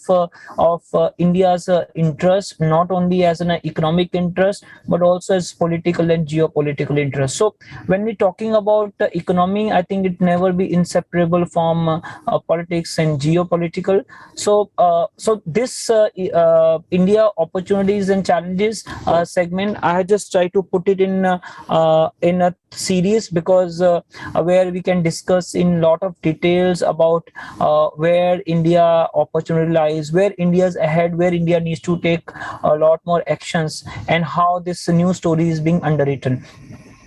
So I've tried to cover it. So today I'm just going to give you a basic perspective overview, and where we are talking about the demographic dividend of India. I think the same thing has been put forth in Davos, India's presentation also, which I've given this similar thing in a brief to one of this university students who came from UCLA. They visited India and then just try to put forth my thoughts. So here I would want to elaborate more and understand from you also the perspective on that.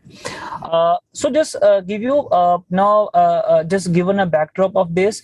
So just want to give you a macro backdrop how things are evolving in the country. This is a period which is known as a transition, where the world order is changing, economic power poles are shifting, and we are living in a era which is quite unusual. It's rarely comes after 50 to 100 years where you see. We have not just come out of this pandemic. We have seen another challenge has come up, the challenge in the form of war between Russia and Ukraine. This war has changed a lot of dynamics. Some people believe this is the beginning of World War III, and some believe no, it is not World War III, and they will believe this is a conflict between Russia and Ukraine. They are and they are not don't want to get involved into this. Though they are supporting so some countries are supporting Ukraine, but they don't want to get into this because the risk of real catastrophe and full-blown war are very, very real. But whatever the case may be, whether there's a world war or it's a war between Russia and Ukraine, but the price is being paid across by all the countries. The price is in the form of higher commodity price, higher energy prices, higher agriculture prices. So that the price the entire world is going to pay. And in this backdrop, where we see where the inflation, because of rising prices, inflation is across the board. Central banks are acting to contain inflation. Though it is a supply side inflation, it is not a demand side inflation, but central bank has to act, so control. So usual tool is to raise interest rate. Central banks have raised interest rate rapidly across the globe, and which has resulted in sharp rising in which has in fact raises the concern of recession. So now there's a loud voices across now recession is looming. But also because with a sharp rise in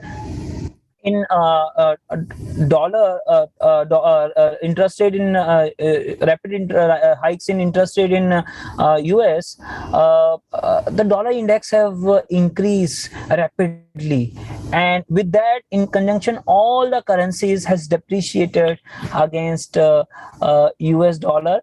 And this has resulted in many countries are facing currency crisis. Thank God the government and RBI has taken many actions during the pandemic, and where our India's foreign currency reserves are quite healthy. So we are not in the front line at this time. Though in 2013, when such events came, we were in the front line. We are called the pigs economy, one of the economy which is on fire lines. So at least this time we are not on the front line. So sorry, not pigs, it's a fragile fight. Sorry, fragile economy. Pigs was in 2008, where Portugal, Greece, and all was there. So the point is, the many economies are on the brink of default. So this is the macro backdrop which is there, which I wanted to put across this as in the form of charts also. So this is a Bloomberg commodity index, which was like after this war, it has sharply increased. Though there is a certain now it has retraced back, but still, because the supply side is a concern. Earlier it was disrupted because of COVID, and then after this Russia Ukraine, and as the Chinese economies, which were like was following zero COVID policy, and they have just come out of zero COVID policy. Being the China a large consumer, probably it may pick up demand, and because they have also pent up demand, which we have seen in India, where after opening of economy there was a lot of pent up demand. So then we would see there's an upside risk to commodity are still there, though on the other side recessionary risk is also very real. Though the job growth in US is still high, but on the other side, the economic numbers which are showing that there's a certain weakness. Similarly, on the Brent, to support this hypothesis, Brent has risen. It is now almost at support, but I'm seeing there is a turnaround, and we would see, because supply is still a concern.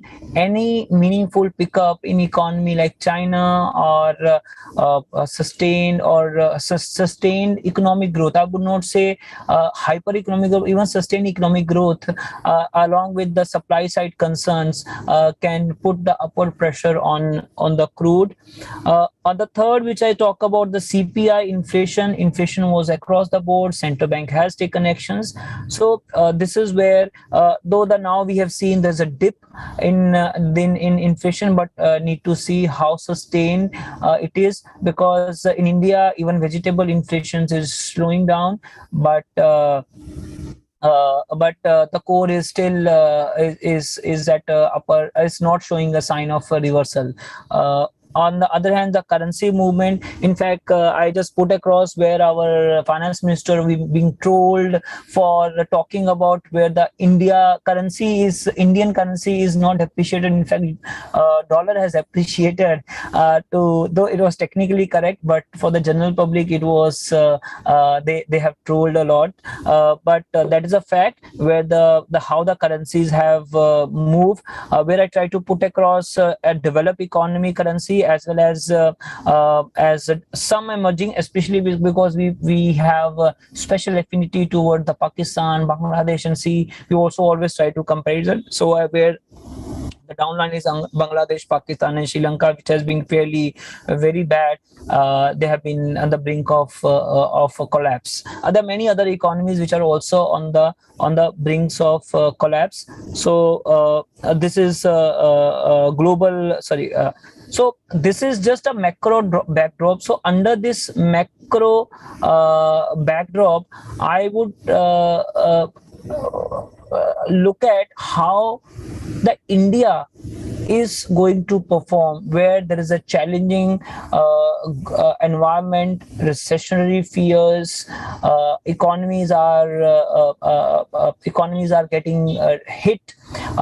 Europe, which was a meaningful player till 2008, after this Russia-Ukraine war, probably may not be a prominent player in the geopolitics.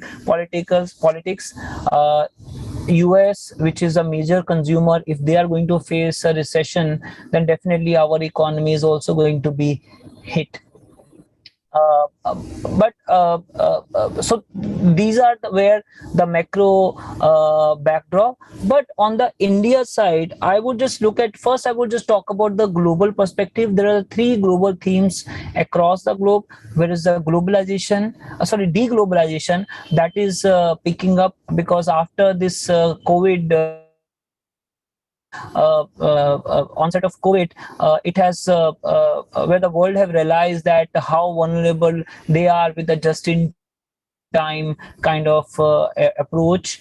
So they wanted to build some part of their supply chains or the production. They want the onshoring or nearshoring or friendshoring, whatever name we call it. But there's a concern that has to move out and diversify from the country, one country, and to move across the globe. So that is where the India is one of the country which is having a huge economic base, large domestic consumption base, is putting it as one of the leading providing as alternatives, so that the supply chain can be moved to India. Climate change is one of the a champion, where India has globally, they are thinking that now, because if you'll not repair the world, there will be a lot of catastrophic event, and which not only with the climately bad, but also as a financial institution wise also, especially with the insurance, pension funds who are going to invest in the fixed assets, and the insurance companies who are providing insurances if there's a flood, famine, and some other catastrophic event. So they would be at large largely at risk, and they are also the beacon of this climate change theory. But definitely we need to work on the climate change. But then these kind of institutions are the primary driver. They are putting across as the ESG themes, where the environmental is one of the main agenda of their and the main matrix of their investments. So in that, India is also being is a signatory to the climate accord, and with this signatory, India is committed that by 2070 India would be net zero carbon emission economy. But how it will become a net zero carbon economy? Because it has to invest almost like $10 trillion in this, and India is now has to achieve near-term target where they're saying, okay, we'll be going 500 gigawatts renewable energy. Okay, 500 gigawatts renewable energy has to be put in, but how much money that you need to put in this? It is almost close to $1 trillion they have to invest, and to achieve your near-term goal is a around $2 to $3 trillion by 2030. India has to invest in. So these kind of enormous opportunities that India has come up. Then the third is digitalization. So digitalization is again a new growth story which we have seen. China has China has gone through this phase in 2014, where we have seen there's Alibaba and this Tencent kind of companies have come up, and then how they have changed the landscape in China of the payments. But this is the moment where India is, and now India is even have a better infrastructure. Even the nowhere in the world that infrastructure is available. It is all public goods, and government is taking initiative where nowhere it has happened. US is far behind. China, which was a leader, we are in payment terms, we are almost the number of payments that we are executing is almost double the size of China. And if you put across all these three big economies which we are talking about digitalization, US, China, UK, they are still not combined together are equal to India. So this is the size of India digitalization. But India digitalization story is again a wonderful story which is going to be written and become a big growth driver, which I will discuss in very detail in our later parts. So this was only to give you a little perspective about those macro themes and how India is placed, what action India has taken where under these themes, so that it can realize the gain, realize the ambition to become the superpower and or the leading one of the leading superpower in the world. Though everyone understand about India, but it is only my perspective to put across what the demographic dividend that we are talking about India. So we need to understand how India is, what kind of potential opportunities India is opening up to the globe, and it is a new era where we are entering. So to just put across just give you a brief about India. India is the largest economy in South Asia. Economy size is roughly around $3 trillion, as a fifth largest economy in the world.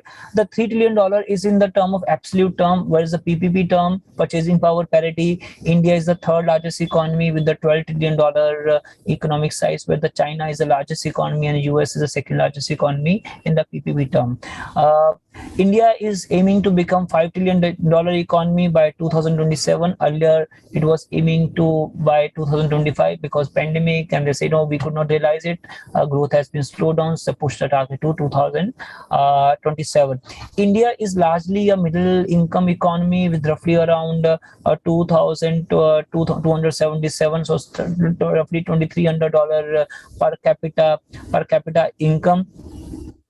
GDP contribution wise, services 54%, manufacturing 26%, agriculture 20%. But if you look at the transformation of the societies across the globe, they move from agriculture to manufacturing, and then manufacturing to services. That is how the logical the evolution of the society, even in China, US, Europe, everywhere. But in India is somewhere is unique, where India has started with the agriculture, in between a little bit of manufacturing, skip, and then move to services. So now India contributes more. 54% of the economy's contribution comes from services. Globally, that is not the norm, where the agriculture contribute around less than 10%, and manufacturing contributes a larger share along with the services. But again, this is here the India. When I talk about the India is not a one India. There is a 2 or 3 different India that we have. They have a different kind of aspirations, different kind of challenges, and needs to be addressed differently. So that is where the manufacturing story somewhere it is missing, which is because India is the 7th largest country by the area, and the second most populous country with 1.38 billion people, and the most populous democracy in the world. Now, if you look at 1.38 billion people, and that's majorly they are involved in agriculture, and the other is contributor services. So the major part of your economy where the people are being not utilized well, or they do not have employment opportunities. So that is where the manufacturing sector has to play a bigger role, where it can absorb unskilled or semi-skilled workers in the manufacturing space, and that is where the logical creation of job opportunities in India, that is where the government is working about, which I will discuss again in the later part, just to give you a glimpse. But again, the 1.38 billion people, this is a large sum. In fact, now I think it is expected that we are going to or we have already crossed, or we are going to cross even China and become the largest most populous country in the world. Now, the major fact where the advantage comes in is the demographic dividend is 900 million people in the age work of 15 to 64. So 67% of our population effectively is a working age population where they can contribute. So so effectively all members of the family are average age is 29 years. Now with the social technological development, where this demographic dividend, which we are calling about the large working age population, when they come out when they're coming out and they have aspirations, big aspirations, that is where they will bring the transformation change to the society. And that is where we are talking about the big India growth story and India demographic dividend, which are available to us. 29 years working age population, where the entire world is facing a challenge of aging population. Even China is expected that by 2050 they would be their working age, or they would be the older economy, and they would be that is the reason that they have come up with the changes of the one child policy. They have abandoned. Now they can go for 2 or 3 child. So that is where the entire world is facing. But here we, on the other hand, we are the youngest economy, which is again provide a demographic dividend, and that is where we are talking about the great India story, along with that technological growth, which would help empower the society with the help in the financial inclusion. In fact, government, in fact, even in Davos presentation, it was written that India is going to make as a digital empowered society, and that is where the growth engine which will drive our economic growth in the future. On the credit perspective, India is a BBB minus, a stable outlook by Fitch, by S&P and Fitch. India has improved a lot in ease of doing business as per World Bank, which is 63rd rank. Earlier it was below 100. That is also because the reforms that government has undertaken in the form of GST, in the form to making us a one country, in the form of IBC. So a lot of reforms that government has undertaken. In fact, this tax reforms where they have reduced the corporate tax, and there's investment norms where that they have portal with a one single clearance window they have come up. So there are a lot of things which government has undertaking and doing it. They're creating infrastructure, though somewhere it has not meaningfully come up except the digital and telecom story which we have, where we have the tariffs lowest in the world. We are talking about now moving to the 5G. So these are all are going to become our next growth engine. So this is just about the brief of what I'm talking about, the India growth story, about the demographic dividend. But however, in the coming presentation, I said just rather putting it one big of a 1 hour, 2 hour, where we would not able to discuss and appreciate fully about each aspect. So just try to break it up in 3-4 sessions, where 3-4 parts, the way we can discuss and can have more understanding, and also hear from you your perspective on India economy. So this today I just try to cover macro, global, and as well as India demographic dividend. In the next, I will try to cover as an India macroeconomic strength and weaknesses, where we are, how we are heading, and then we'll move to each of this global macro scenario with the deglobalization, how we are fared from the part of my climate change, how the India is going and how India is moving toward the climate, and what it meant for India as a new growth opportunities for India. And the third is digitalization, which is something which India is shining. Which is called the India Stack, shining, sparkling India Stack, the world's best infrastructure that India is creating. So this is, I'm just wind up here. I would like to have more questions and understanding from you on this. Please, I would have any questions. I would be happy to answer, and would like to have more discussion on this.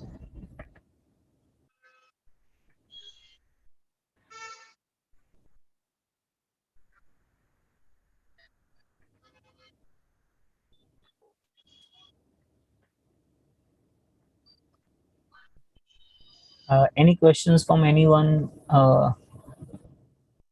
Because I want to become as a more, I want to speak less, but want to also have more engaging and participatory discussions, because this is something is going to be sparkling. Because what norms we are discussing about only to create as an enablers, either investments or the climatic or infrastructure, but the story is very, very real.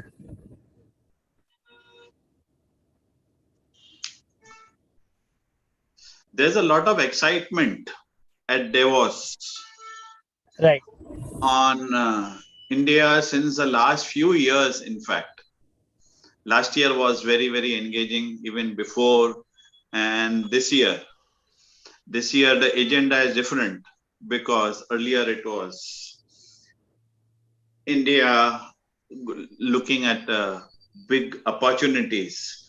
This year, people have always said they want to shift emphasis from China to India for maybe geopolitical issues which have been raised. But what is coming out very clearly, we have seen the first month for 2023, January, India played a major leading role in climate change discussions in the last few years. We made some commitments also, which were far ahead than expectations of the Western countries. right, And we are moving fast forward in utilizing the global opportunities in terms of corporate sector and value creation, which comes from such commitments. Climate is supposed to be for better environment, less pollution, for better quality of life.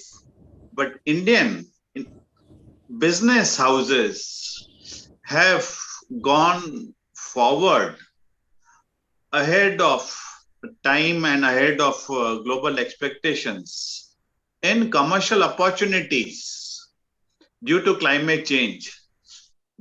Some of the examples which many know and which are coming into limelight now are this Adani Group coming in for the largest fundraising, largest FPO so far, right? 20,000 crores, global investors participating. It's all based on climate change, hydrogen as a fuel, less pollution, better economics. Reliance, which came out with results yesterday, many felt results were disappointing, below expectations based on YOY numbers. In terms of refining petroleum, the growth is very less, but they're making major announcements on major investments in products, commercial products, viable products, profitable products and opportunities coming out with climate change. Can you also mention about some data points which what is happening globally and how corporates are making good opportunities, like India has moved forward, Adani's, Ambani's, Reliance Group, looking forward for mega investments in such opportunities thrown up? Manoj, just before replying on this, put forward one fact which you have said, that India has exceeded the expectation. I was listening on podcast, and there was the author. This is about the India growth story. So what they said that in 2011 there was a World Bank's forecast, and there was a report came wherein it would take India to at least 40 or by 40 years to reach the kind of financial inclusion that we have done till now. It would take 40-45 years. So what we have done in 7-8 years, we have done that. What they are expecting, we reach to the 45 years. Now what has happened in between? So where we have crossed like 30 years, and just 40 years journey we have just crossed in 7 years. So that is where how the India is move in respect to financial inclusion, which is like a digital assets has helped him. And similar story is, as you have said, in the climate change. Now climate change, India is showing ahead. They are ahead of the targets what they have proposed on the carbon emissions and all. And in fact India is, in fact I was reading today, this is though a little dated book, is written 2016 about the India investing. So they were saying that India is about the chemical industry they are talking about, again with the climate only. They're saying they are using the very India, they are using very stringent, the environment, everything is very, very stringent in per se, where we have talking about the civil society, which are also very, very active, which we have not seen in the other countries. And that is why some of the Indian manufacturers are not competitive, because the others are breaking norms and doing it, where the European Americans are very stringent with this, and they find it's very difficult also. So what they're doing is they are outsourcing. So what has happened, they are not bringing up labels, they are not making their own product, because their brands are not as competitive, but they are offering the services or the chemical products to the US and Europe. So this is again one of, I think this is a big compliment for the India, where we are talking about a lot of noise, but then on the ground certain things are very, very positive, and also investors look at. Now on the climatic side, the entire world is moving toward the climatic financing, and moving toward hydrogen, or about renewables as a big themes. And just to give you perspective, the China is leading in this space. China have raised for the climatic purposes, for only for the climatic investment, more than $100 billion from the market, and the leader in that, where the Indian companies have raised just six to $8 billion from the market. So that is how we are comparing it with. But it has opened up new opportunities for India. Like Indian government has come up with the financing of this green bond. When they're coming with they have though issued very small amount of this financing, but this is just a beginning. Now, what it is going to be like in future, where the investors, there's a large investing community where they look green as a one of their criteria, as I say, pension funds or the larger insurance companies, because they have their own interest also in that.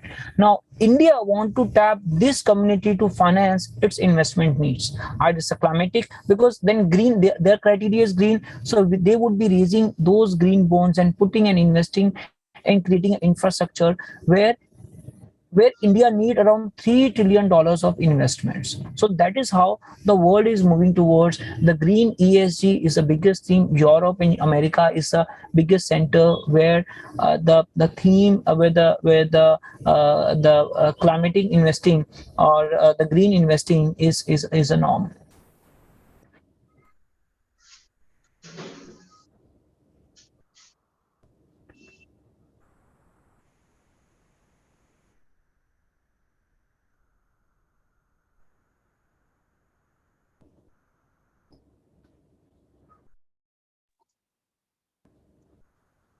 Harish, hi, Shekhar here. So I just wanted to ask one question. See, if you look at US, now the Fed is going to decide on the interest rate basically in its meeting on Feb 2, February 2nd, I believe that meeting is going to be. Now, interest rate is already been, I'm saying Fed has already been increasing the interest rate in US for quite some time. How do you see it impacting foreign investment in India, basically? Has it impacted currently, or already that impact is already there, or is it going to going forward if Fed continues to increase rate, right? We can see that thing that foreign funds will be moving out. So interest rate is always a driving factor. So just give you a little theoretical perspective, and then we'll move to how it's going. So impact is there should be when I am looking at investing, like if US is raising interest rates, if India will not raise the interest rate, then the interest rate parity between these two currency will reduce. So then for the investors, if they are getting a higher interest rate in US, they would not if they want to invest in any other geography which is a emerging market, so they want to add a risk premium over there. Now, as the risk premium reduces, the in attractiveness of that investment is also reduces. Okay, so that is the first answers to, I mean, this is again the theoretical answer, but the real fact is yes and no, both. For the portfolio investments, this would be wherever we see the rate hikes in US, the funds would move out from the emerging countries and go to the safe haven, and that is where we look at. But from the FDI perspective, this is a different kind of investment that has to be looked at, because it is more about the growth story, about the futures, how the growth story is going to underwritten. So from the FDI perspective, a lot of investments is coming, where the FPO investments, it would be purely depending on the opportunity where they look at. In debt, it may not come. In equity, maybe once this euphoria is over, and then again this now interest rate cycle is almost at peak, and there would be certain recessionary concerns which would be there. But after that, again they look at, India growth story is still intact, and then the money will start moving in. So maybe in short term there could be certain hiccups with respect to with respect to the recessionary or the moment or the reactionary, with respect to the other geographies are looking more attractive than India. But on the long growth story perspective, India is going to attract first is FDI, but as in the market would calm down, and there's again and right now, in fact, the Fed is tightening. So in the tightening market, in fact, they will also start sucking out liquidity from the system. So So to be honest, the dollars are getting difficult. That is why we have seen the valuations of the startups or the new tech companies are eroding. This is also a fact that because if you in the model you put the higher interest rate, the valuation will automatically come down. And but in the long term, yes, the money is going to stay in India because the FDI money, where India is getting a lot of FDI funds in India, which I'm going to cover the next with about the India fact on where the India growth story is going about. Yeah, one more question was with regards to the physical deficit. If you look at India and if we compare it with US and other developed countries, right? I mean, so what's the scenario? I'm saying, are we better or we are at par with them? Okay. That's one question. Okay, again, the fiscal deficit, just put it in again a perspective. India's fiscal deficit is somewhere around, I think this year is pegged around 6.5, 6.4%. So that is where it is in fact, and India is expected to achieve this fiscal deficit. Ideally, the IMF has given a number that where the fiscal deficit should be around 3 or 4% of the GDP. That is where the IMF look at, and that is where the global standard is looking at. But for the countries, and now these are the situations which are very unusual, and also because of growth, because of pandemic, every country has to loosen their purse, and which India also did that, and then the fiscal deficit has gone toss. But the question is, a country like India, where there's a massive growth opportunity, where a lot of infrastructure development has to happen, and which the government has to step up and do that, whether 3 or 4% with the global IMF standard, which are thing, whether it's feasible or not. In earlier scenario, yes, everyone look at very stringently at those numbers, but after the pandemic, standard has been loosened. India, in fact, if we look at the relative term, India is more prudent compared to the other countries. Even if you look at the US, US is completely a mess. Okay, US is US fiscal deficit is financed majorly by the entire world. So US is a different animal altogether, unless as long as they have their supremacy in the financial system as in a currency being used. So entire world is going to finance, and that is where it is posing more risk to the global and per se. But to be honest, on the other side, India is more prudent with respect to finances, and it is being appreciated across, and definitely India has to reduce fiscal deficit, because these deficit numbers are generally need to be prudent in terms of good times, and that's why they can just open their wallet in bad time. If there will be more economies in Saudis and oil curves, which we call out, with a good time they open their purse, and a bad time they're finding difficult to finance. So India is more prudent in that per se, in a fiscal deficit term. Okay, and even though IMF have projected that India would be continuing at that 6.5 and 7% growth rate in 2024, yeah. Right?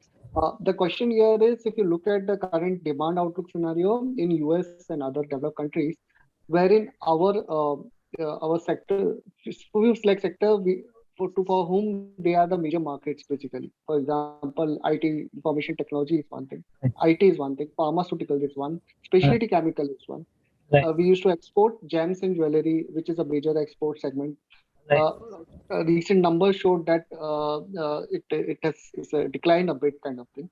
Right. So the question here is, have you, I would say, if you have read through or with reference to something, in case if the global demand scenario slows down, US moves into a short-term recessionary phase and all that stuff, what, according to you, would be the sustainable growth for India, which it can achieve through self-consumption, in the sense within the country, supported by the local demand scenario? No, as you rightly said, though they have predicted at the 6.5-7% growth projection, but there is a downside risk to this, and that we always just discuss, because if the global economy is slowing down, which I will just cover in the next slide, also import and export, where both have shown a dip in India. So what does it indicate? That your exports are dipping faster than your imports. First is impacting your current account deficit, and also impacting your other side what you call is current account. The other is your economic strength, which is showing, because what is the export GDP that is expected to grow, that will slow down. So effectively, it will downward projection would be there.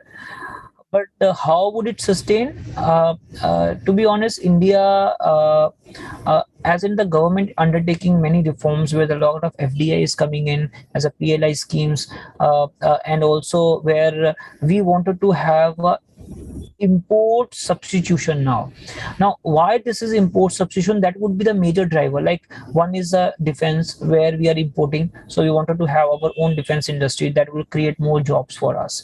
Now we have electronics. Now we are finding, okay, we are importing from our adversary, but then we have no other alternative. Now if we wanted to become let's say we wanted to have a say, if our adversary just cut down our supplies, then we would be again finding it difficult. So that is where India is setting up and inviting its own industry. That will create a lot more job opportunity and consumption, though it is a little longer term scenario. And also with the digital kind of infrastructure which we have, where earlier the financing was not available, now the financing would be available quite easily with the new kind of new age of reforms which are coming, like account aggregator, OCE, and open credit enable network. So that will transform the grassroots financial inclusion, which we'll discuss when I will talk about the financial inclusion in detail. So these all reforms are going to benefit in the medium to long run in India, but in a very near term, yes, there would be dip, would be around 6%. We may see a downgrade again 6%, but that is where because in India, India right now is more of a consumption economy rather than a manufacturing economy. So I would see 6% is 6.5%, which they have IMF has said, but there would be a downgrade because if the global slowdown would happen, though they have factored in some part of the global slowdown also, but I would say there would be definitely a downward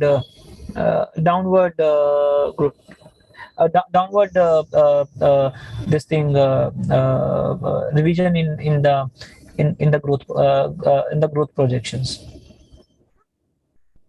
Okay, thank you. Thanks, sir. Yeah, pleasure. We have seen China is back with a bang, particularly in January, since opening up. Right. And industries are opening, factories are opening, manufacturing is picking up, imports will go up, exports will also go up significantly. Dialogue is also happening. The growth of China will happen. Also, compared to last year, there would be significant jump in GDP for China. Of course, one can say opening up due to COVID, but it is back with a bang. And also geopolitical issues. Last year, there was a lot of heartburn, Western economies and all Ukraine issues. Now dialogue has also started. Not only that, we have seen a flood of FIIs coming back to China because investors always are very, very smart. They go where the money is. Right. So if capacity utilization is going up, so apparently the companies making losses, the losses will come down and they will start turning around. So it is possible 2023 can surprise on the upside for most global countries with a revival in global demand. Yeah, and Manoj, which possibly all of it is not factored in. Maybe fears are factored in because of this big narrative about the interest rate hike and practically breaking the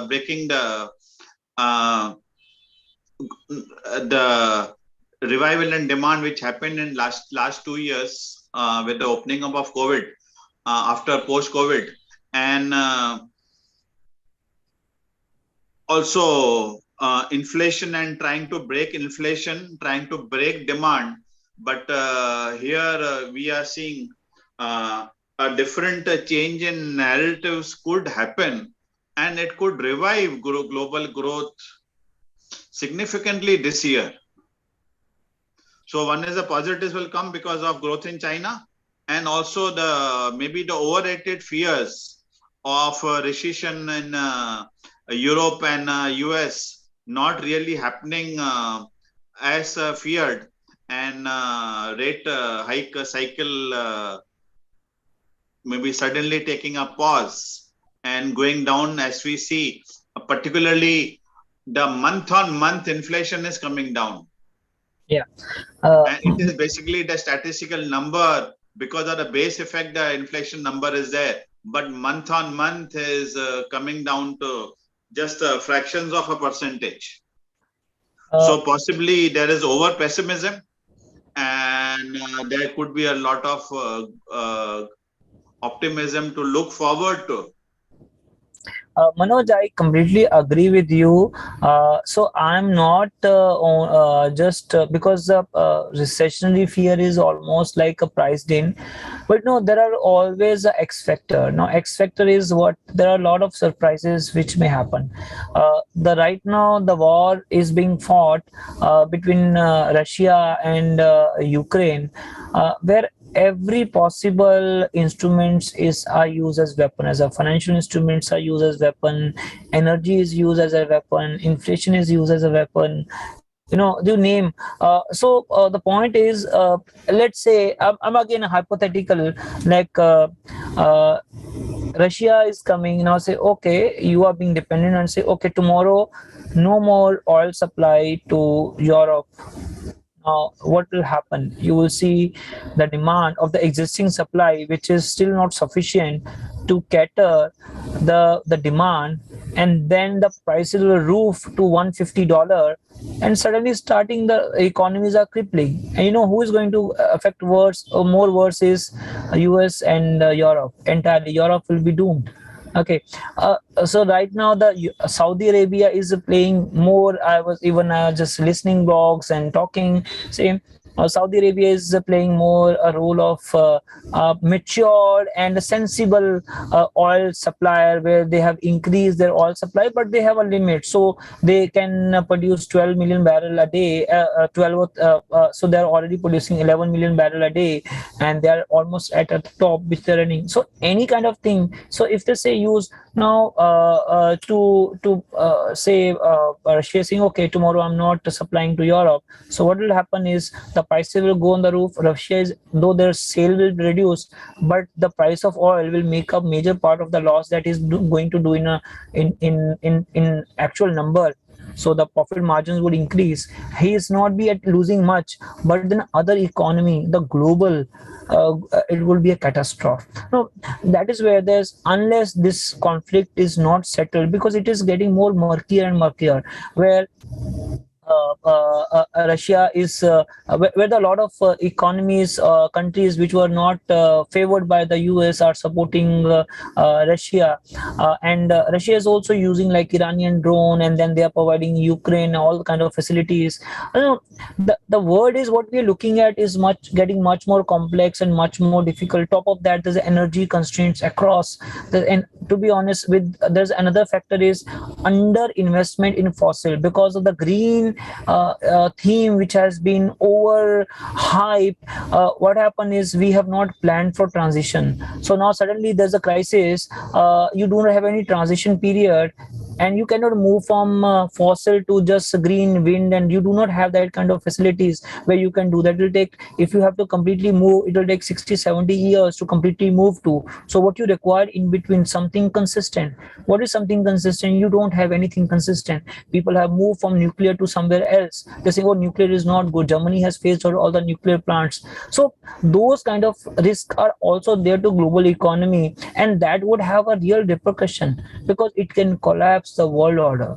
So that is what I'm saying. There's a lot of X factors are there. How it will move, how the war will move forward, we don't know. So that is where there's definitely, because pent up demand in China is a positive because pent-up demand will definitely immediately increase consumption, especially with the tourism, travel, everything will increase. That will again boost the global demand. But the negatives are also there. So have to be very carefully how the things would move, because this war, everything used as a weapon, everything.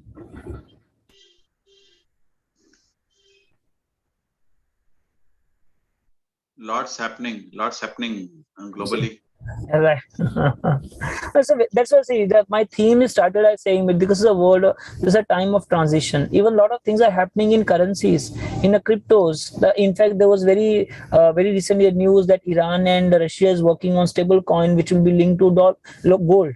So they wanted to phase out gold, and there is a petro yuan. Petro yuan means because why the dollar is there in the system? Why we are using dollar as a pricing currency? Because all commodity, gold, your petroleum, everything is priced against dollar, because that is a pricing currency. Now Saudi is also saying that they are open to price oil in other currencies too, and there's a petro yuan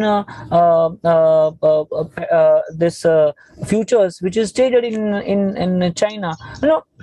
That is where, so US, the legitimacy of US is going to erode over the period. Then point is, this war has fastened this process. How the new world order will come out, though it will take time, it will not happen like in a day or two. It will take 4, 5 years, 10 years to change. But if you look at from 2008, where we were not talking about China, and now everything is centered about China. See what is the change in last 10 years we have seen. So this is how we are going to change in world order. One thing is real: China is going to be a superpower. Okay, now how it will going to happen, whether it will happen peaceful like in UK to US, or it would be murkier, which was always in the case. But they have their economy, they have certain advantages which we discussed in last forum also. When we're talking about China is also a myth, because China is also economy which is we are not hearing from the media. It has a lot of potential, where they have different kind of system which we may not appreciate, but this is very well in place. In fact, there was a article long back I was reading about, where it is written by one of the ambassador that say in last 10 years US has not done anything right, whether China has not done anything wrong. So that is how it sum up, that how they are coming, as in they have done a lot, though we do not have as an understanding of Chinese economy, but then they have their own system, their economies, they have a very very big economy, their companies, their markets are very big than ours. So they have a lot more potentials, and we have to catch up. We are not like India will catch up, but then the transition and the world order, that is definitely going to change. That is what it is undergoing now. So that is where I started with my theme of geopolitical macro global theme, then how India is fair in these turmoil situation, where it is opening up new opportunities for India too.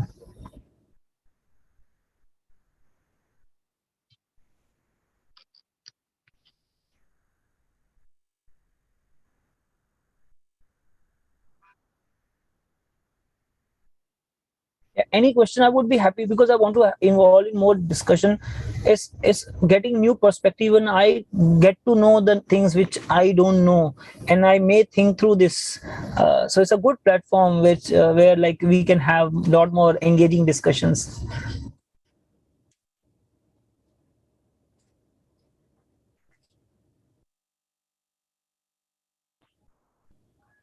Hello, Yes, sir.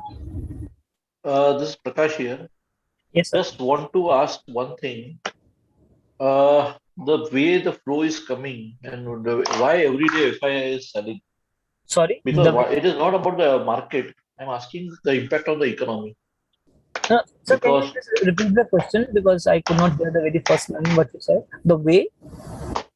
I'm saying why they are selling every day. Okay. And Why? Prakash is a well-known foreign banker. Yeah, thank you, Prakash. See, Prakash, when they're selling, because if you look at whenever there is a concern, now one is India interest rate rise is lower than the US interest rate rise. That there's a factor of what we call it as a price differential. That second impact of that is what we see as in any type of where there's uncertainty and risk, where the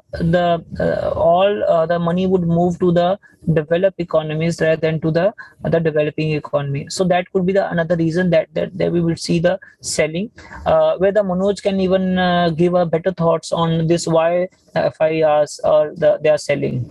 Every day there is a selling in the market. Well, I'll just mention China, it has opened up, and a few Far East countries. So lots of investment since the beginning of the year has been going into those countries. And But that they is can well put justified. extra That money. is well justified. And Sir, here, but they can put extra money, no? Why they are selling here and investing? Reallocation of portfolio. that's a separate issue. What they are putting in, there is much larger than what they are sold here. So those are separate issues. Investment has to come in, and ultimately it has been decided by most of the global banks because of US political pressure. They will have to reduce their investments, so reduce the dominance of China, but then they can't, if they keep on selling, the prices will come down. So if they are pumping in, there is a China market has revived. So ultimately, possibly at a higher price, they may sell much more. And here, incidentally, market is at a attractive level, but what they are selling is paltry amounts. It is not 200 crores, 300 crores, 1,000 crores, 2,000 crores. And if you see also where they are selling, the net selling figure is a derived figure from total buys and total sales. And most of the stocks they have been selling are effectively where they got in at much lower prices than new age companies, or as from allotments in the new age companies, and those timelines are getting over. So they are exiting. It came out a couple of days back. There was some net FI selling, but if you remove the selling just in Nyka shares, then there is a net investment. So there has been regulations change the dates. They could sell, otherwise they could sell maybe after 1 month from IPO. So now they have per force, there are timelines. And amount of selling is much lower, but you give them some good opportunity available, you will see good money coming in. Don't be surprised on 25th of January when the anchor book comes for this largest FPO, Adani Enterprises, which is a story for incubators and clean fuels, growth story. You will be, don't be surprised to see some of the topmost foreign investors coming in. So hopefully there'll be, but then so Nyka become Khal Nyka. Yeah, and lot of results are coming in. Results are also online. They are better than expected in many companies. And some issues are also coming in. We have to see what happened in Hindustan Lever. The results were okay, they were good, but suddenly the management comes out with increase in royalty for what? You are increasing royalty by 70-80 basis point. So they may get 500 crores from royalty and they are losing thousands of crores in market cap. So management needs to be more mature and to see this type. And when the investor sees Hindustan Lever price coming down by 3% in spite of good results. So here some type of maturity is expected from point of view of managements also. And hopefully the independent directors will raise a voice and see such announcement don't come suddenly. Why don't they announce at the AGM before the resolutions are passed? Would they do it? Increase the royalty even by 20-30 basis points. Here they are done much larger amount without any high funda technology coming in. Let them do before the resolutions are passed.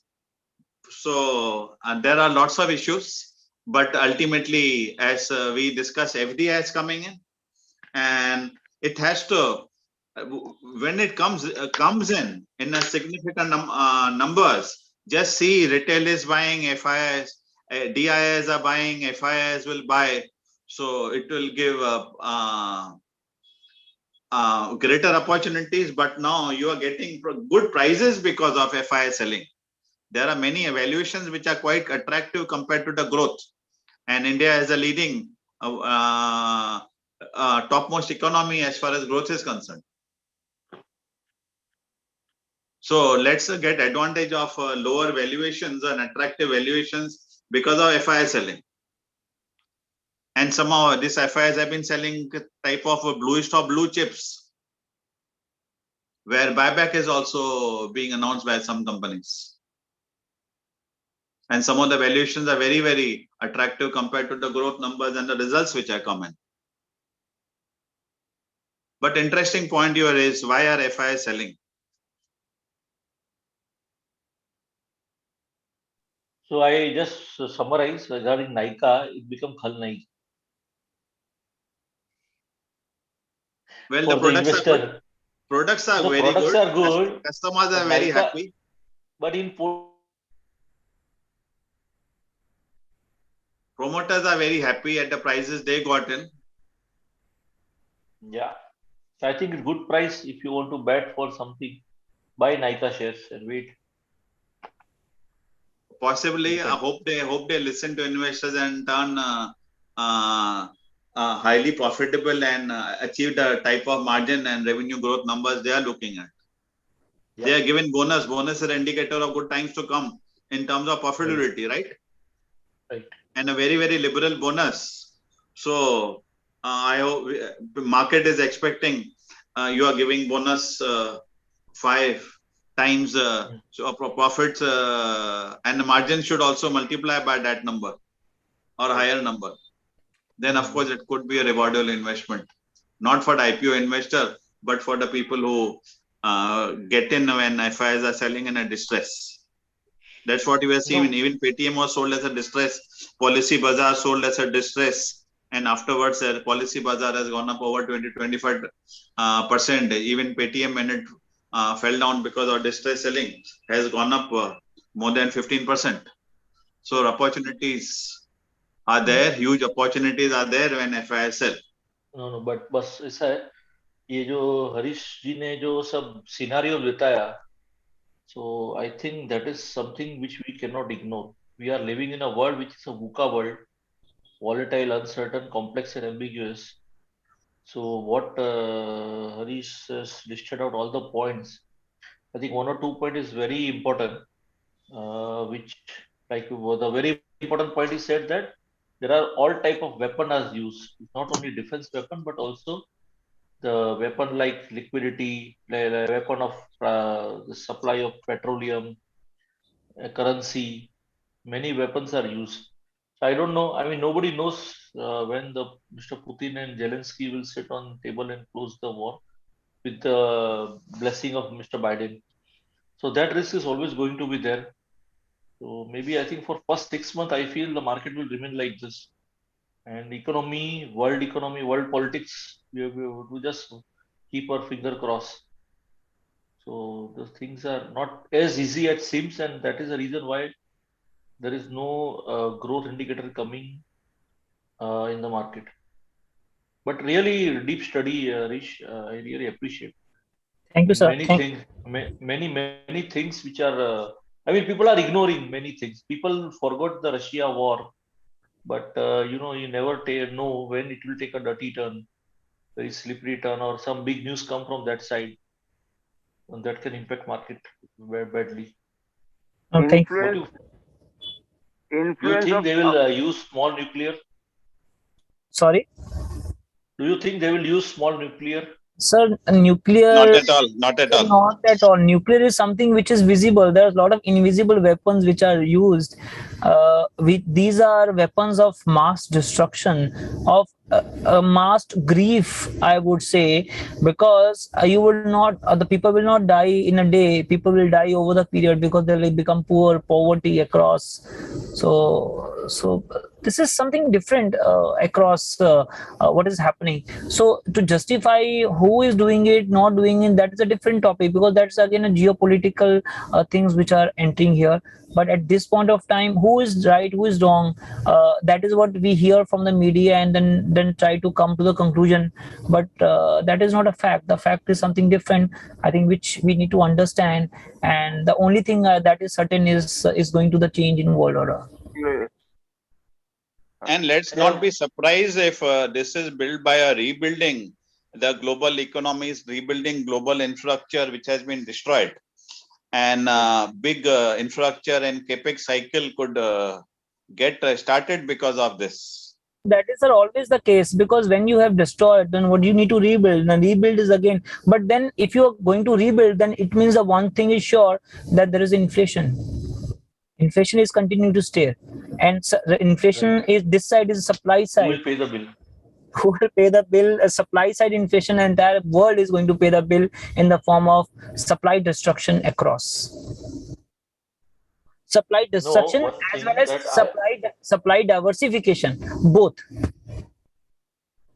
So we are Now not going to supply side is improving significantly, sir, with factories opening up and expansion going on. But then, sir, what is about the political factor which we are ignoring, where they are denying companies and then putting pressure to move?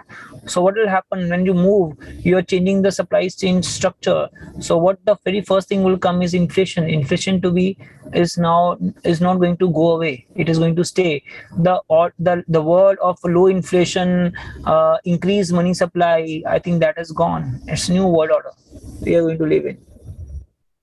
Sir, one more thing I would like to add, that I was listening many defense analysts since beginning last year, full year, and many a defense expert, ex-general of army, have said one thing categorically, that Russia has not used its full weapon system. They are not come out with a full fight, full force. So it is just old weapon they are using. They have not come out with the latest technology weapon till now. If they use it, they can finish the war in very fast. But they want to prolong it somewhere. So that is a thing. So we of course I am not a defense expert, but at least I can rely on the Indian Army ex-generals who is telling these things since last 1 year. So they also feel economically benefited by prolonging this war in Russia.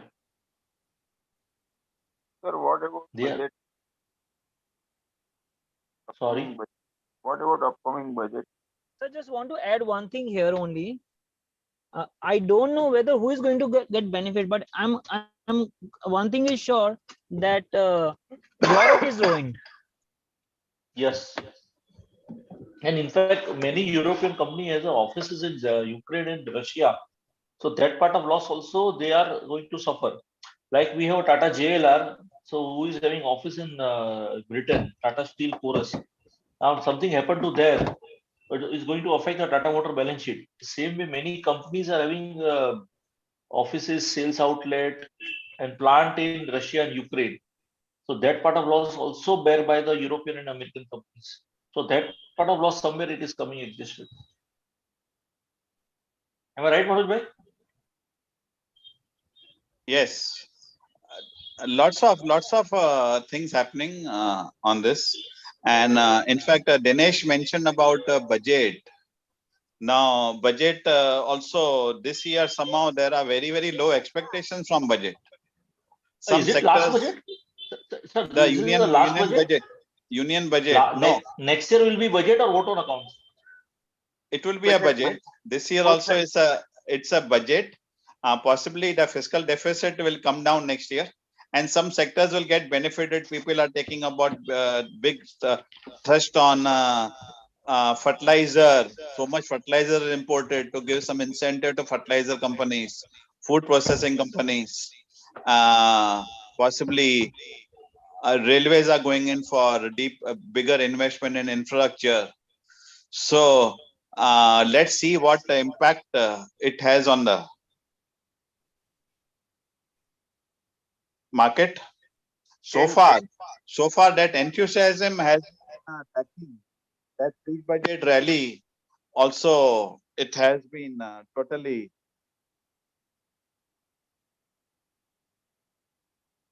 lacking. Possibly people are having, there should be maybe more about post-budget favorable impact on many sectors. Let's see how it goes. No, but normally, Dinesh, can you put your video on and share some thoughts? my video is on. See, I'm not well. I fell down into my house twice. I'm sleeping right now. I'm in my bed. The point is, What are your wish? What is your wish list? no, my wish is only simple, that government should the increase in the government spending is helping right now tremendously, and the private sector is slowly, except for the two big giants like Adani and Ambani, there are no big announcements coming from any other business houses. Tata are also trying to come out with Tata Technologies, the subsidiary of Tata Motors, to raise funds. So everybody is in the fundraising mode right now, and hopefully, the government stability and the next election 2024 should help push the growth engine further. And the policies that the government is making for the infrastructure. Now recently Siemens announced a very good, this railways project. Now I've been talking to engineering companies, and I've been investing in engineering companies only for the last 1 year, and I have got good returns of more than 40-45%.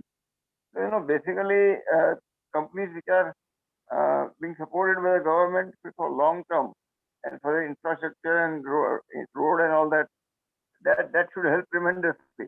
And the PLI scheme, how they are expanding to other sectors, is also to be seen very carefully.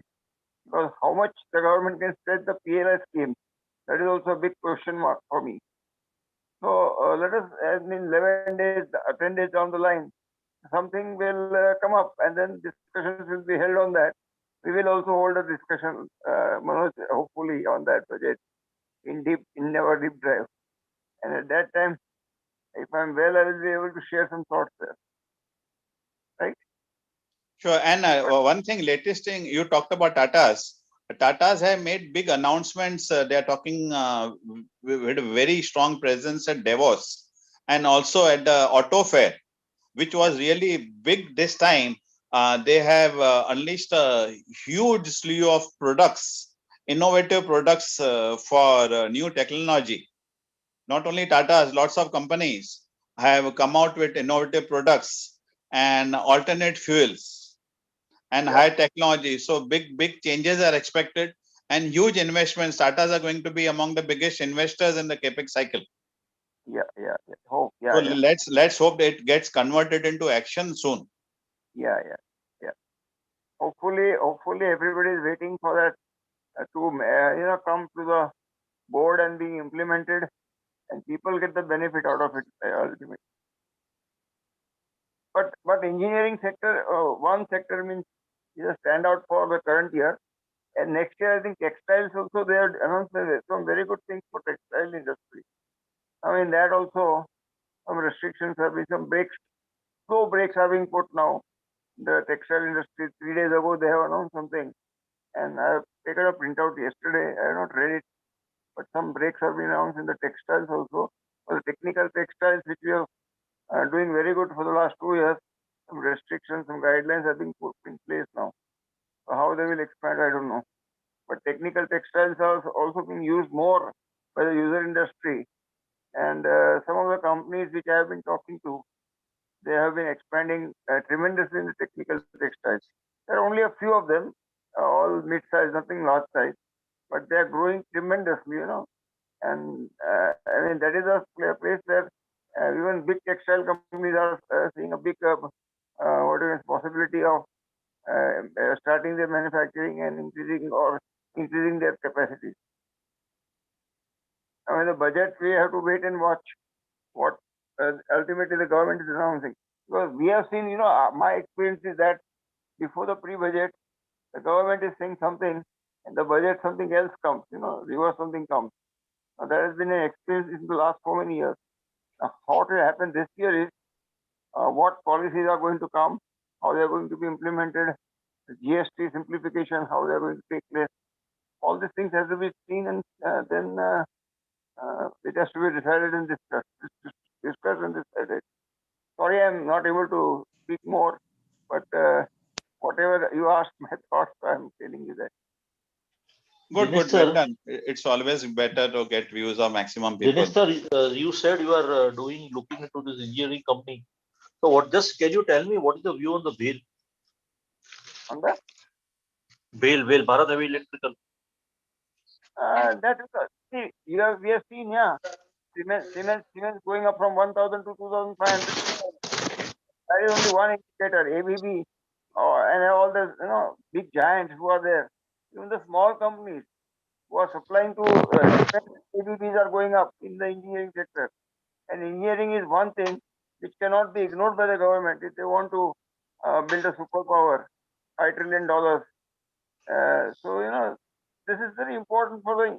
Without engineering, without infrastructure, we cannot do great wonders. It is a very simple thing, logical thing to understand. So companies which are showing growth, where the profit percentage growth is more than the sales percentage growth, we have to find out such companies. And even though it may be incremental, very small percentage profit growth, but profit growth should be more than the sales growth. And that is a very big indicator to find them out when they are very young and small price. They can become multi-baggers later on.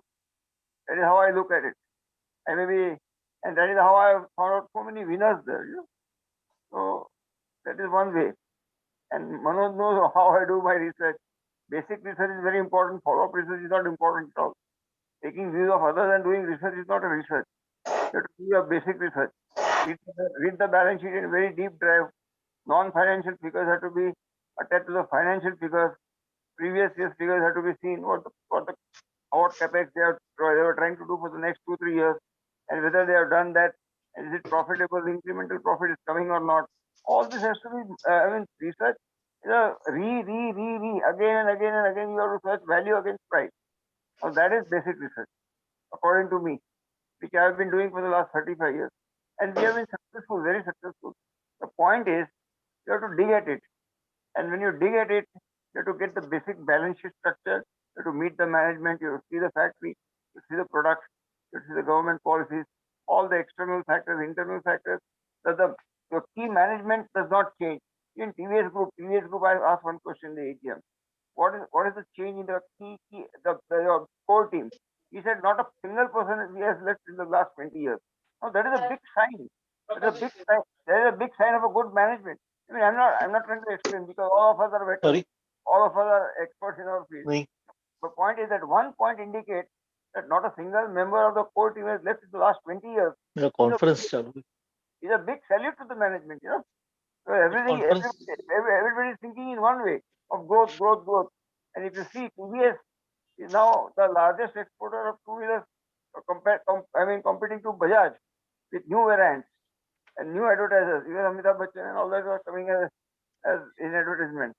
So they are, very big trial also like Qatar.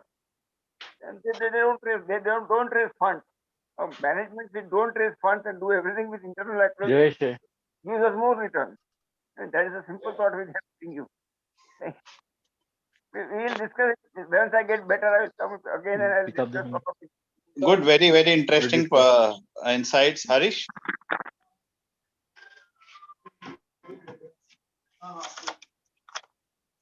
Harish?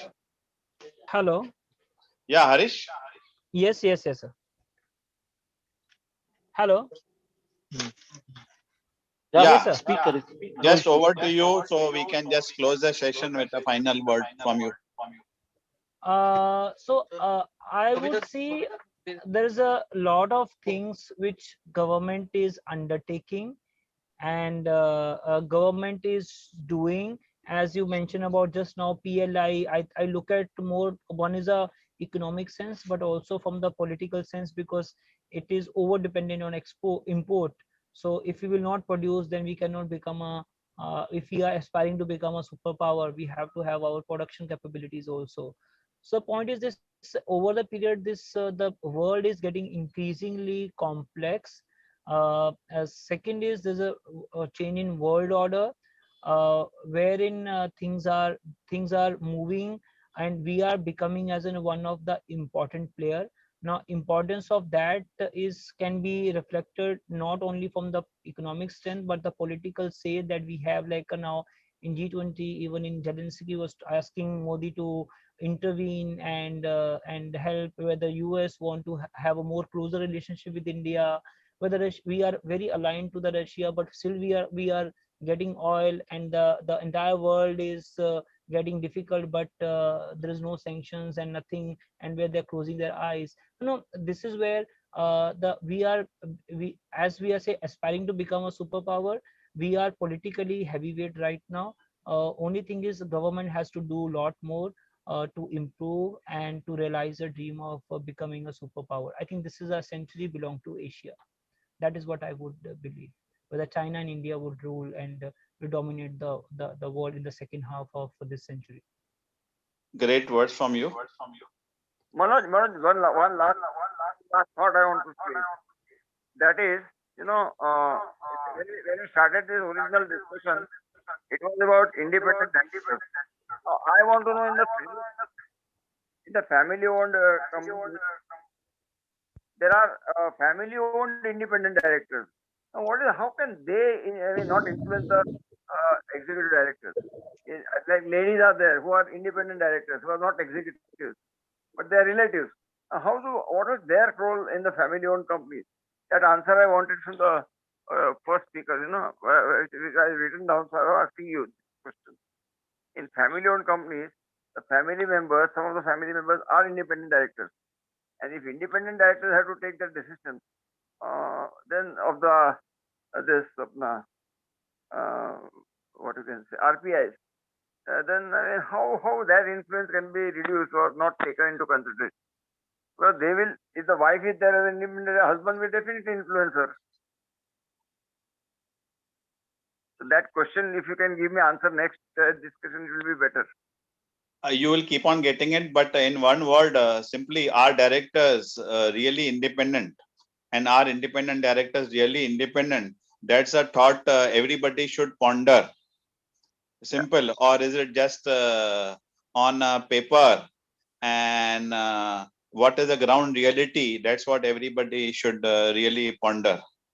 It's all about money, name, fame, compliance. Yeah. So that's it.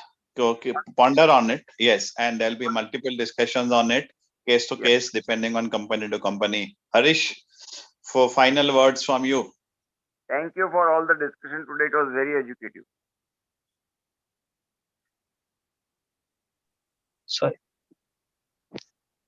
Sorry. Yeah, final word I would say, things are evolving. I think we on the investment perspective, this year would be little cautious for the near term investors, but long term it's a good growth story which India has. And as geopolitical things, the way it is changing, India is increasing its political and showing its dominance. It will over the period is going to rise. There are many instances which I could convey, because paucity of time I could not. But the one thing is government, there is an opportunity, but this can only be realized if the government will take a positive action. So that is what I say. So more on the government side, they have to continue doing reforms and continue doing good work, opening up, creating enablers, making more free economy, and creating a conducive business environment in the country. That's it for myself.